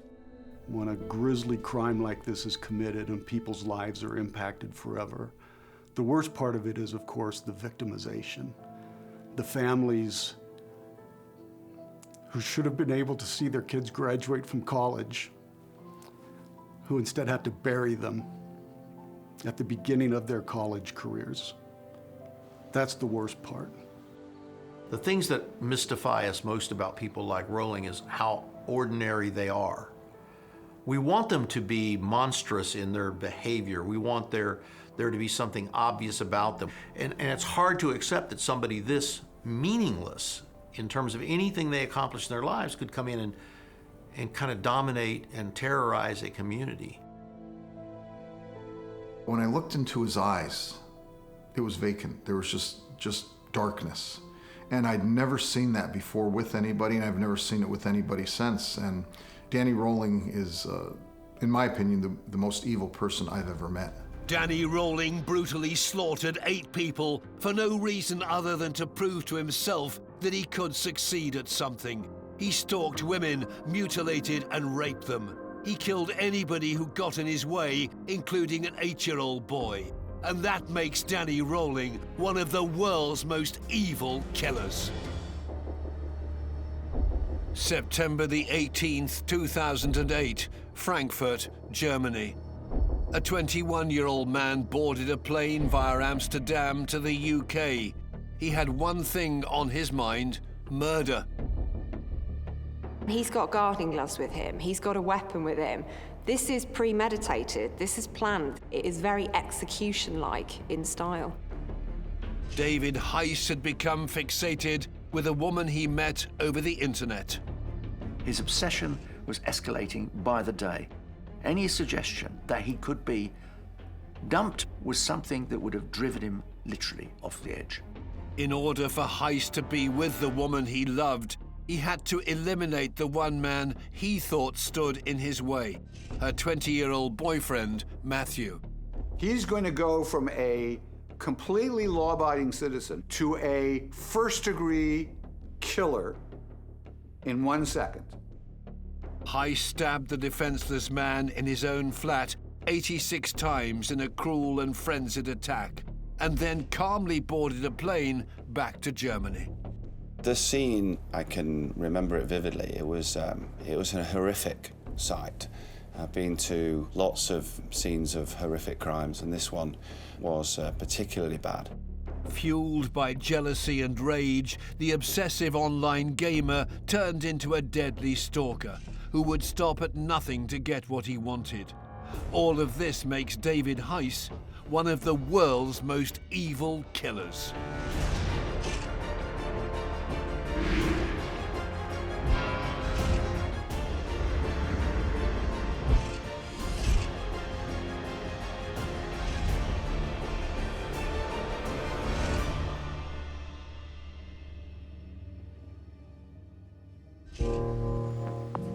Nottingham, England, 2008. The city was in shock after news broke out that a 20-year-old man, Matthew, was stabbed to death in his flat. The killer was a German national, 21-year-old David Heiss, who'd become obsessed with Matthew's girlfriend, Joanna. David Heiss was absolutely fixated on Joanna. Now, he didn't want her to have a relationship with. He wanted to own her. He wanted to possess her, and he would stop at nothing to get what he wanted.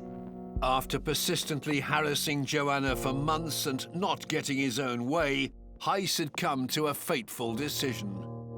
Heiss kills in the name of love, and in doing so, destroys a relationship of actual love.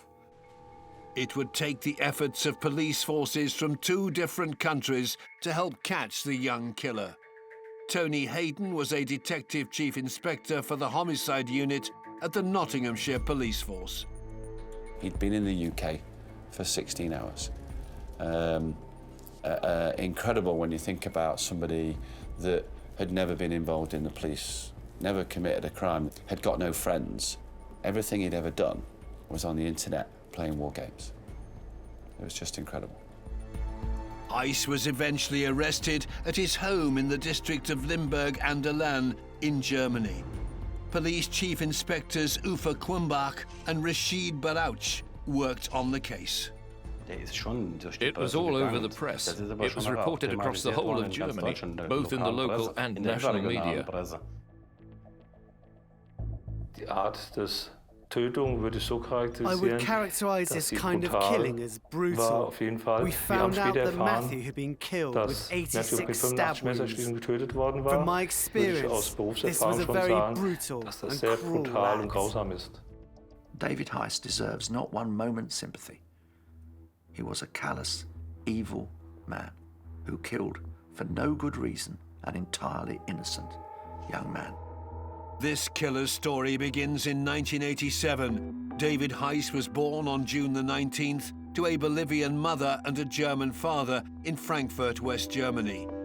He was the eldest of 2 children. Affluent, he had quite a leafy suburban upbringing, but he was unhappy. Heiss's childhood is quite a turbulent one. So his parents separated when he was 6, and his mother went on to remarry. After his parents divorced, it was decided that Heiss would live with his grandparents near Limburg an der Lahn. And he was effectively brought up by his grandmother and grandfather, to whom he was close.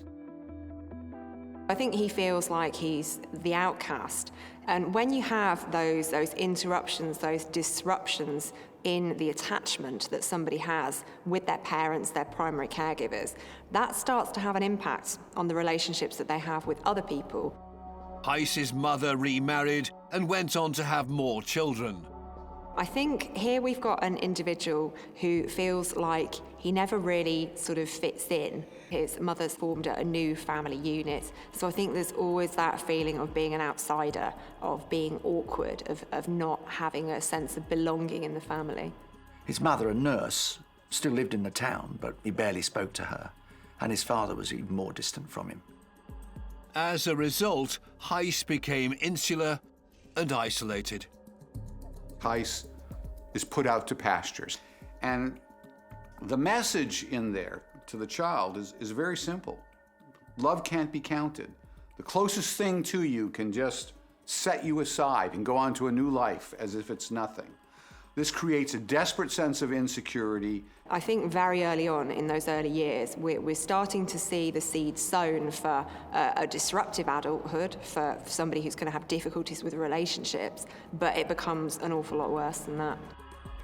Estranged from his parents, Heiss also struggled to make friends. He was an isolated child. He took refuge, as so many adolescents do now, in the net, in his bedroom, his computer.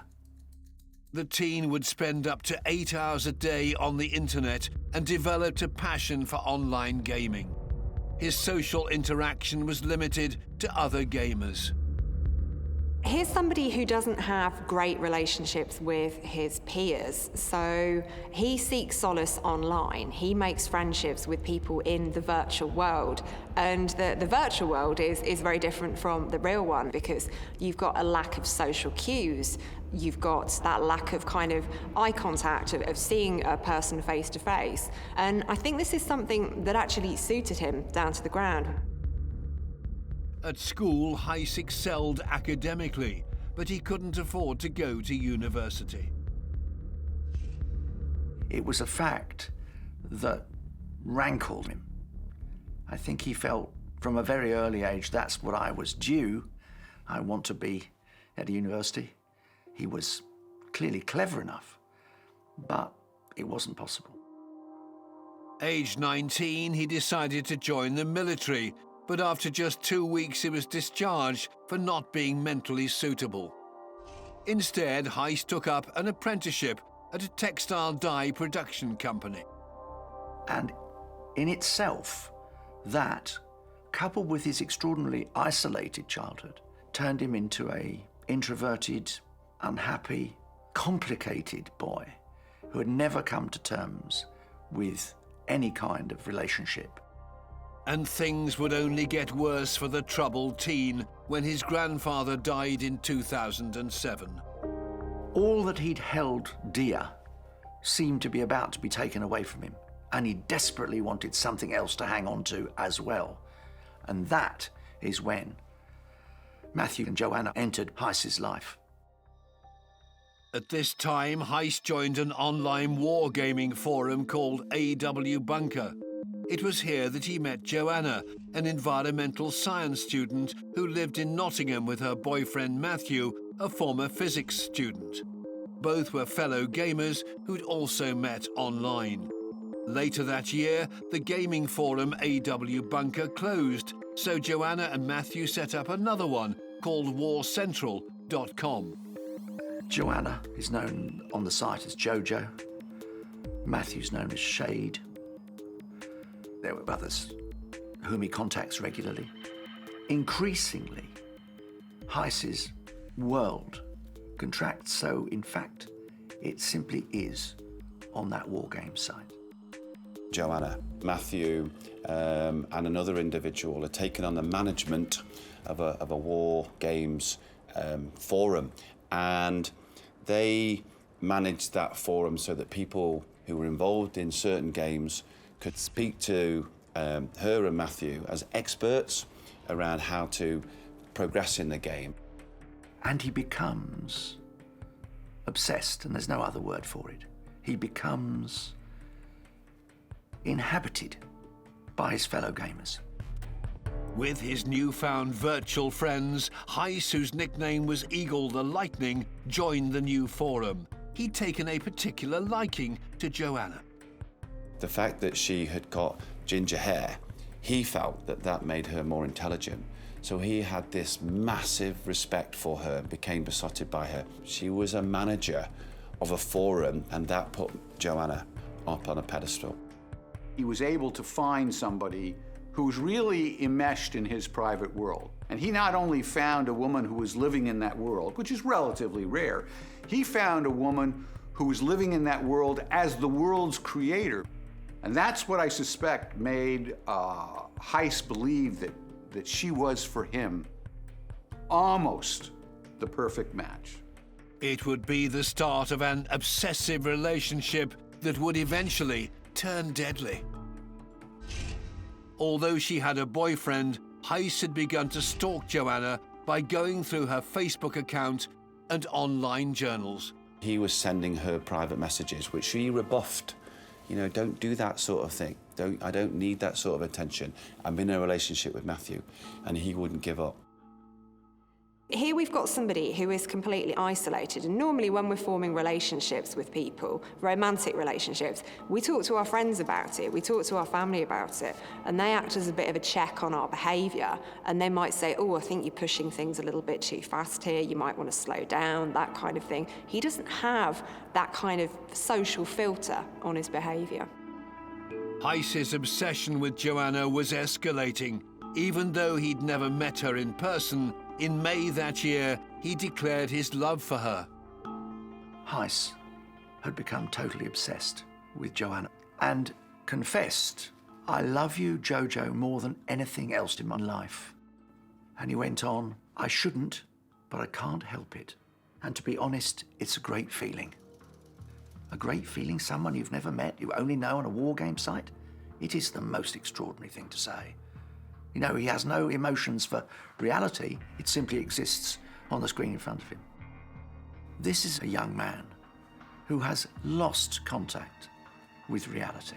He becomes fixated with Joanna, and these are behaviours that really are quite abnormal and out of the ordinary. He's doing this quite early on, and he has no kind of concept of the pacing of a relationship, of the norms and the values that inform how we actually come to construct relationships. So I think at this point, Joanna's warning signs were probably going off a little bit.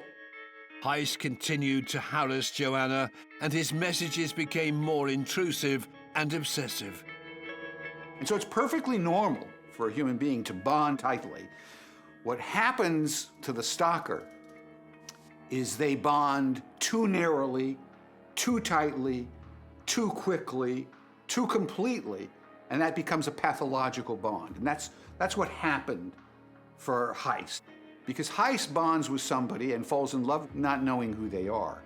He falls in love with, what he bonds to, is his fantasy about who she is and what she is. And what's his fantasy? It's his perfect match. Two people who can game forever if we can just get rid of that one little problem, that she's in love with somebody else and living with somebody else. Joanna continued to dismiss Heiss's messages and told him that she was in a happy relationship with Matthew. This only antagonized Heiss, and his fantasies became more sinister, and on the 10th of June, he sent a fellow gamer an ominous message. That is Matthew, Joanna, and David Heiss. It was an eerie, indeed almost creepy thing to say. Heiss had now become frustrated with the virtual world. He needed to see Joanna in the flesh, Having got her address from another forum member, on the 21st of June, he made his way to England. Heiss can control his enthusiasm no longer. He has to meet Joanna. Having discovered where they live in a flat above a pub in Nottingham, he goes to visit them. Uninvited, simply turns up on their doorstep. Heiss just popped out of the side and said, you know, hello, I'm David. There would be no discussion around them coming to see them. None of the other gamers had ever come to see them within the UK. So for someone to come from Germany was really, really extraordinary. He wants to basically follow through that fantasy of a relationship with her that he has in his head and make that a reality. A day before he arrived, Joanna had received a text message from a friend to tell her that Heiss had intended to visit them, but they were still surprised by the unannounced visit. Joanna already knew that this was not right. She really, really didn't like it. But Matthew invited Heiss into their flat.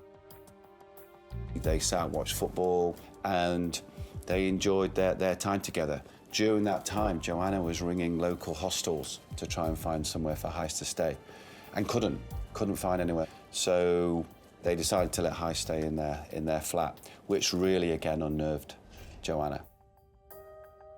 They're obviously slightly astonished that this man should turn up on their doorstep uninvited, but they take pity on him, and he sleeps on the floor. The sleeping arrangements were far from ideal, especially for Joanna. She relayed a story that as Matthew slept, she lay wide awake, and every time she would look at Heiss lying on the floor in a sleeping bag, he was staring at her. So really, really difficult time for them. Feeling uneasy about their uninvited guest, the next morning the couple found alternative lodgings for Heiss. In the coming days, they did see him, but Joanna was adamant that she didn't want to see him too much, so she sent Heiss off around the country to go and visit some of the other gamers. She thought that was a good idea. And then there was chats behind Heiss's back on the forum, which then Heiss then found out about, which escalated the issues. So that's when it really began to break down. I think Joanna rejecting Heiss is something that he would not have anticipated. I think he's got this very fixed idea of how their relationship is going to go, and I think he is quite knocked back, quite surprised when this isn't a reality. At that time, Matthew began to understand what had been happening, because he'd obviously had conversations with Joanna, he had a conversation with other gamers. They all thought that when they met Heiss that he was a bit strange. He didn't want to talk about the games. He wanted to talk about Joanna. So when he arrived back in Nottingham, they really wanted him to go back home. After spending 3 weeks in the UK, Heiss finally returned to Germany. Meanwhile, Matthew, now fed up with the unwanted attention from Heiss, made his feelings clear with a damning post on the gaming forum. Matthew decided to write a document called The 19 Reasons Why I Hate David Heiss. It was all the things that Matthew had either discovered or felt that he hated about him, and Heiss really, really didn't like that. Furious at Matthew's post, Heiss told a fellow gamer that he had a strong desire to grab his head and smash it against a wall several times. On the 31st of July 2008, just 13 days after he left the UK, Heiss decided to head to England once again. It clearly incensed Heiss enough that he borrowed his uncle's car in Frankfurt and then drove all the way to Nottingham. It's sort of over 600 miles. And it was unannounced again. Nobody knew about it. However, things didn't quite go to plan. In the early hours of August the 1st, Heiss crashed his car on the M11 in Cambridgeshire after colliding with a truck.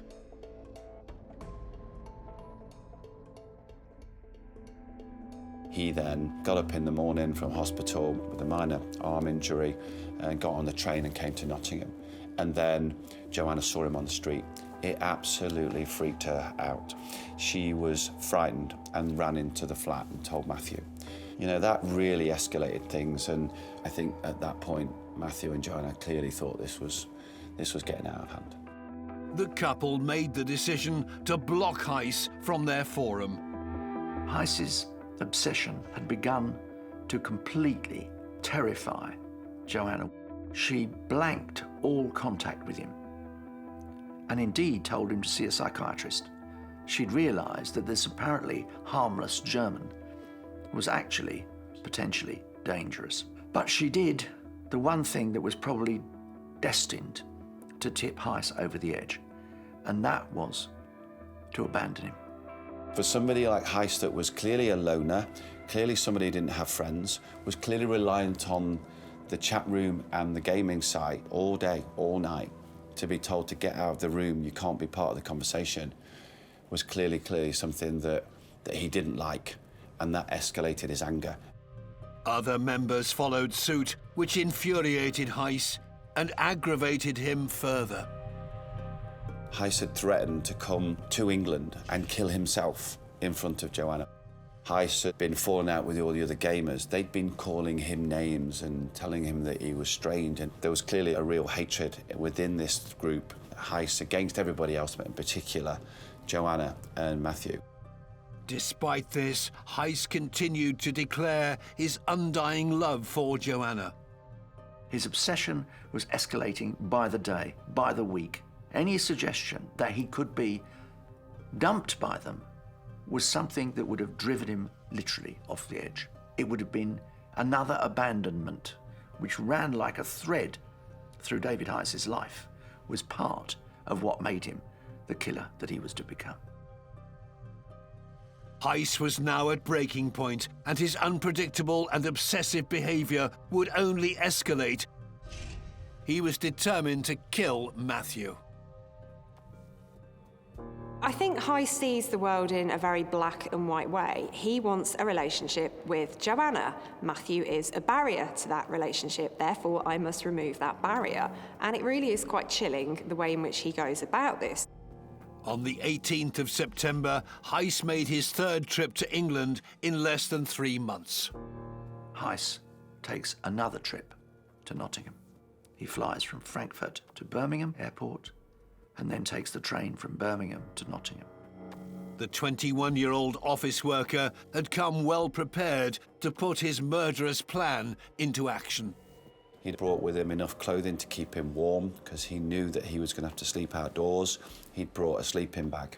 We have some CCTV footage of him coming to the tram station and becoming really, really confused because they'd stopped running because he'd arrived too late. So that kind of messed him with it a little bit. So then he had to walk away through Nottingham. At approximately 1 a.m, David Heiss made his way to Joanna and Matthew's flat.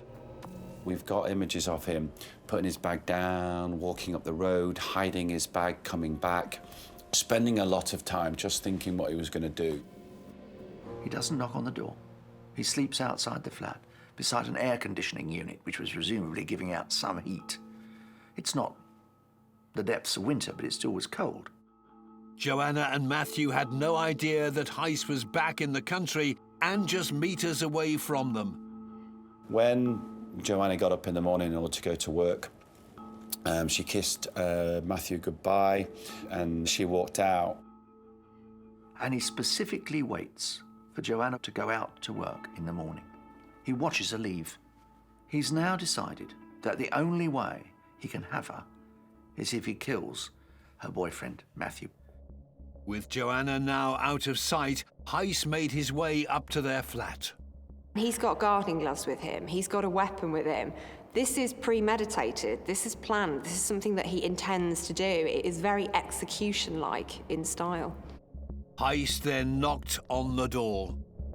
The moment that Matthew opens the door, David Heiss launches himself at him, stabbing him repeatedly. And indeed, stabbing him relentlessly with the knife that he's brought specifically for the purpose. In a cruel and frenzied attack, Heiss chased Matthew around the small flat. Matthew had gone into the fetal position behind the closed door and then managed to escape and go running down the corridor and into the lounge. You could see evidence of where he had banged into items such as doors or cupboards and where the blood was smeared. And then he was pursued, across into the corner of his bedroom cum lounge. David Heiss had viciously stabbed Matthew a total of 86 times. So this is something that is way more than you need to do to end a person's life. He didn't just want to kill Matthew, he wanted to completely obliterate him and have complete control. He was very incensed that this barrier was in the way to getting the thing that he wanted, which was the relationship with Joanna. So killing him wasn't enough. To stab somebody 86 times actually takes time, it takes energy, it takes effort. It tells you that somebody really, really means to cause that person very serious harm. We would normally describe this sort of murder as a sustained assault. This is not a moment of madness. This is planned, it's calculated. It's just an explosion of cathartic rage. He has been between him and his true love from the day that they met. Despite his horrific injuries, Matthew managed to leave a clue to his killer at the scene of the crime. To Matthew's eternal credit, he managed, in his last moments, to write the first 3 letters of David Heiss's name in his own blood on his computer console. He wrote D-A-V, presumably hoping that someone would recognize what that meant and lead the police to David Heiss. In one sense, the fact that he was still conscious enough, still willing enough to try and identify his assailant, to write the first 3 letters of his name on a monitor shows how strong he was, but at the same time, it tells us that he was conscious, he knew what he was doing throughout the whole of that attack. Tragically, Matthew died from his horrific injuries. His murderer then proceeded to cover up his callous crime. He had made 2 suicide notes, one for him and one written for Matthew. And the one written for Matthew included personal details that he got out of Matthew using certain historical events, using certain people's names in a note. But given the horrific scene before him, Heiss realized he could no longer make Matthew's murder look like suicide. He is also premeditated enough to realize that he's probably going to better make the whole affair look like a burglary gone wrong. So he ransacks the flat to conceal the fact that it's actually a particularly directed attack at Matthew. Intent on making the attack look like a burglary, CCTV footage captured Heiss carrying items that he'd stolen from the flat and dumping them in a nearby dumpster. But there was something odd about the way he walked. One of the things that I've never really understood is that Heiss had not brought any spare shoes. His shoes were covered in blood, so he had to borrow some shoes of Matthew's. Matthew's shoes were very small. Heiss was a size 11. So as he's walking up and down the road, he's actually pigeon-toed, and you can see that. He'd also, in the frenzied attack on Matthew, stabbed himself and cut his leg. So he was bleeding. With Matthew lying dead in his flat, Heiss casually made his way to Birmingham Airport to catch the 1:20 p.m. flight back to Germany. Most people, when they've committed a murder, are so horrified at what they've done, it really knocks them back, and they don't quite realise beforehand, even if it's something that they've planned, the enormity of what they've done, and that they're unable to function normally. So the fact that Heiss can do this shows me that he is a very cold and a very calculating individual. He's in the country for less than 16 hours. In that 16 hours, he kills Matthew and leaves him in the flat in Nottingham. That evening, having not heard from Matthew all day, Joanna anxiously made her way back home from work and made the horrific discovery in her flat. She rang 3 nines and spent a long time on the phone, relaying the fact that she'd found Matthew deceased. And Joanna was in a really bad state, but she was taken to the local police station in Nottingham. The next morning, Tony Hayden went to examine the murder scene. It was a horrific sight. I've been to, unfortunately, lots of scenes of horrific crimes, and this one was particularly bad. There was blood on the outside of the front door to the flat. It was absolute carnage. It was clearly evident from the scene that Matthew had been attacked and then attacked again and again and had been chased through the flat. It was just a terrible thing to see. With no witnesses, the police were keen to find out who could have committed such a vicious attack on Matthew. Well, Joanna was vital. She had a story to tell, and it was imperative that we got to the basic information very, very quickly, and she relayed certain information to us that really set that investigation going. She told us about the fact that, you know, Matthew had got no enemies. He wasn't involved in anybody that had got criminal links, all those sorts of things. So very quickly steered us towards the problems that she was having in her life at that time, and they were all centred around David Heiss and all of the harassment and all of the issues that her and Matthew had been experiencing for months. The police gathered CCTV evidence which showed Heiss in the Nottingham area the day of the murder. It was one of those where things like dropped into place pretty quickly. It was an extraordinary case for lots of reasons, but actually identifying Heiss as the main suspect was, for us, a relatively easy thing to do. Gathering the evidence of what he did was extremely difficult. As the news broke of Matthew's murder, fear had spread amongst the local community. We had lots of problems in the student fraternity. We had officers involved in trying to reassure the student community that it wasn't an attack on them. We had to look at the general community in Nottingham and the fear that this particular crime may have created by trying to reassure them that we had an idea of who it was that had committed the offence. The difficulty was where was he? What might he do next? And we had a real concern about the other gamers that were involved in this investigation as well. Heiss had thought he'd committed the perfect murder, but he was now the police's main suspect. They just needed to find him. The police were now looking into the killer's background. Well, we started to make some investigations around Heiss and where he was from. The only thing that we'd got from some of the gamers was that he maybe lived near Frankfurt, and we didn't have any other information. After talking to other gamers, the police discovered that Heiss was apparently online the morning that Matthew was murdered. We had managed to convince his sister that he was going away overnight to a party and that he needed somebody to manage his online account, and then got his sister to log on to the computer. We were really concerned about that. Had we got this right? Even though he'd killed Matthew, Heiss continued to act innocent to the other gamers. When he was back in Germany, he began to say, "How is Matthew? And has anybody heard from Matthew?" Well, Matthew was dead. However, the police were still convinced that Heiss was their main suspect. But since he was an online gamer, they had no idea where to find him. Then there was a breakthrough in the case. Information came through about the car crash that Heiss was involved in back in August.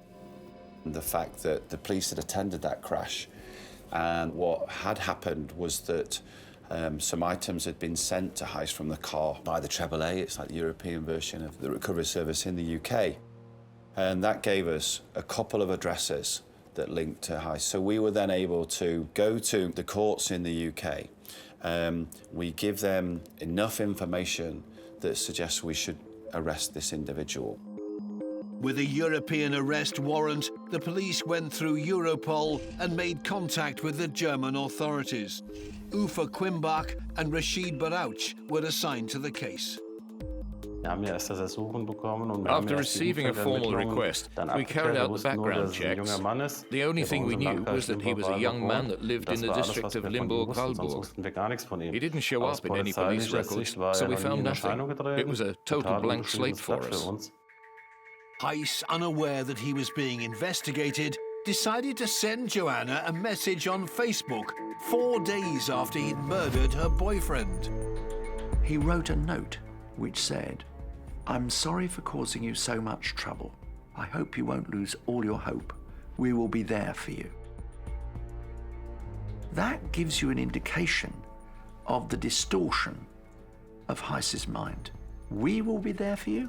No, I think what he really meant was, I will be there for you.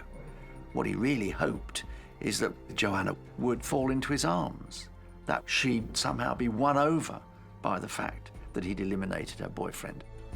This is a very clumsy attempt at trying to worm his way back into her affections. And this really does, again, show his complete lack of judgment, his complete lack of awareness of social norms, of ways to behave when somebody has died.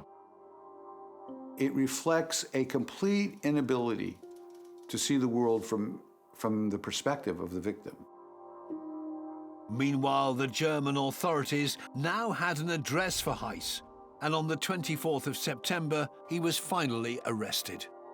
David Heiss wurde damals festgenommen von einer Spezialeinheit. David Heiss was arrested by the special unit, and he didn't resist arrest. He was brought to our office, and my colleague Quimbach and I went over the case with him.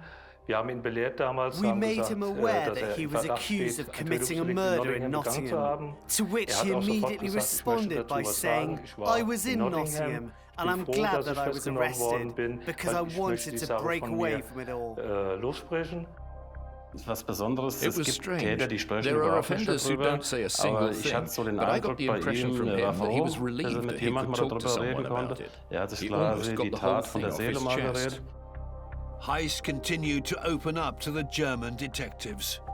After we informed him about his situation, he told us that he didn't need a solicitor and he wanted to tell us what happened. We started the interrogation around 10 p.m. and it finished around 3 a.m. During that time, he told us how he met Joanna and Matthew over the internet and how he fell in love with Joanna. He said that he visited Joanna twice in Nottingham, and the third time he went over was mainly because he wanted to punish Matthew for the bad things he had written about him on the internet. We asked him whether at the time he had the intention to kill him. He said no, he wanted to punish him, but he had taken the knife with him. Heiss then gave his version of what happened that fateful day. He told us that he had waited until Joanna had left for work that morning and then went up to the flat. Matthew opened the door and there was a fight. He hit Matthew to the ground with a first punch and then added countless stabs with the knife during the fight. That was how David Heiss described it. During the investigation, David gave clear details about everything.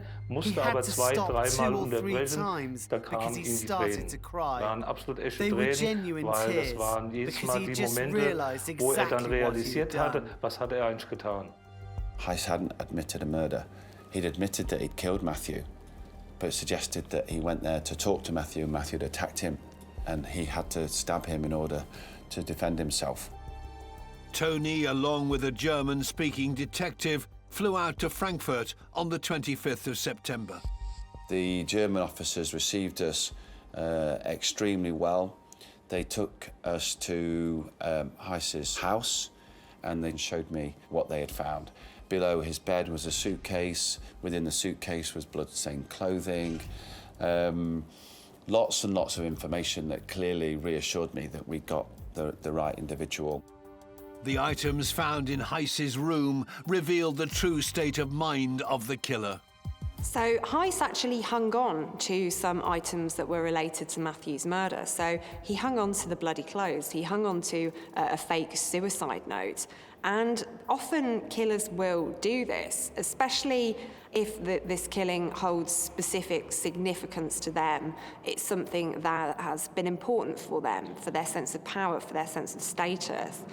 And often they will revisit these items. They will relive that moment when they were all-powerful, when they'd got control back. He kept them as a trophy to remind himself that he had dispatched his love rival. But what is absolutely undeniable is that Heiss, who'd got rid of the weapon, found it impossible to get rid of the clothes he wore. Now that says a lot about his delight in the killing of Matthew. On the 25th of November, it was agreed that David Heiss would be extradited to England, and he was charged for murdering Matthew. His trial was set for April 2009 at Nottingham Crown Court. None of Heiss's family attended.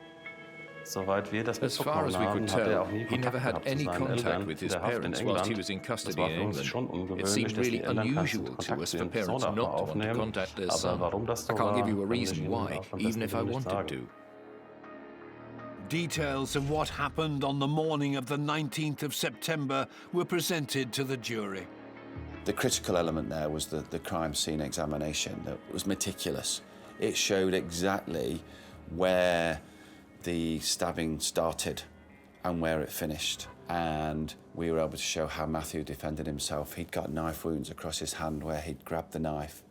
You know, Matthew was a strong, determined young man that fought for his life, like anybody would. But he tried his utmost. He ran away, he fought back, he grabbed the knife, he did all he could to save his own life. But he was just overpowered and clearly very surprised.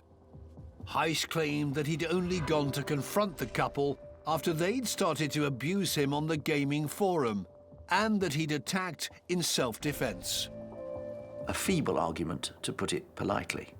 If you've killed someone in self-defense, the first thing you would do is run and find a policeman and admit it at once. You wouldn't get back on a plane and fly to Germany. You wouldn't dispose of the weapons. You wouldn't keep the bloody clothes under the bed. The calculated killer even tried to manipulate the jury. His English was immaculate, and he was trying to tell the jury how it was all Matthew's fault. And he spent 2 days doing that, and I've never seen a suspect do that in a trial before. So it was a very, very difficult, very long trial. We had to prove everything.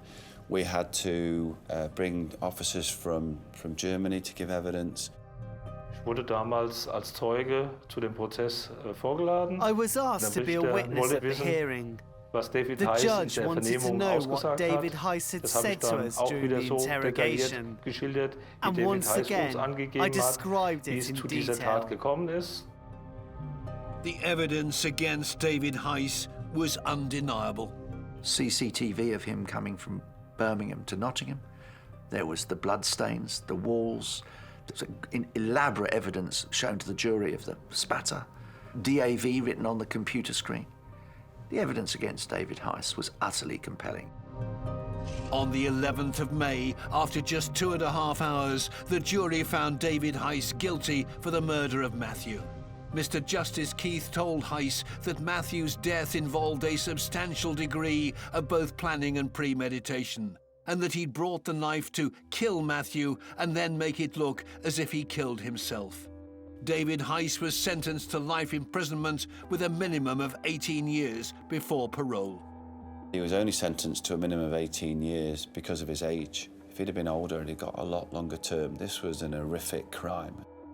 I think had he not been caught for Matthew's murder, I think this is an individual who would have at least gone on to harm other people, if not kill somebody else, because he was prepared to go to these extreme lengths to get what he wanted. Who's to say that he wouldn't have done the same with the next thing that comes along in his life that he can't have?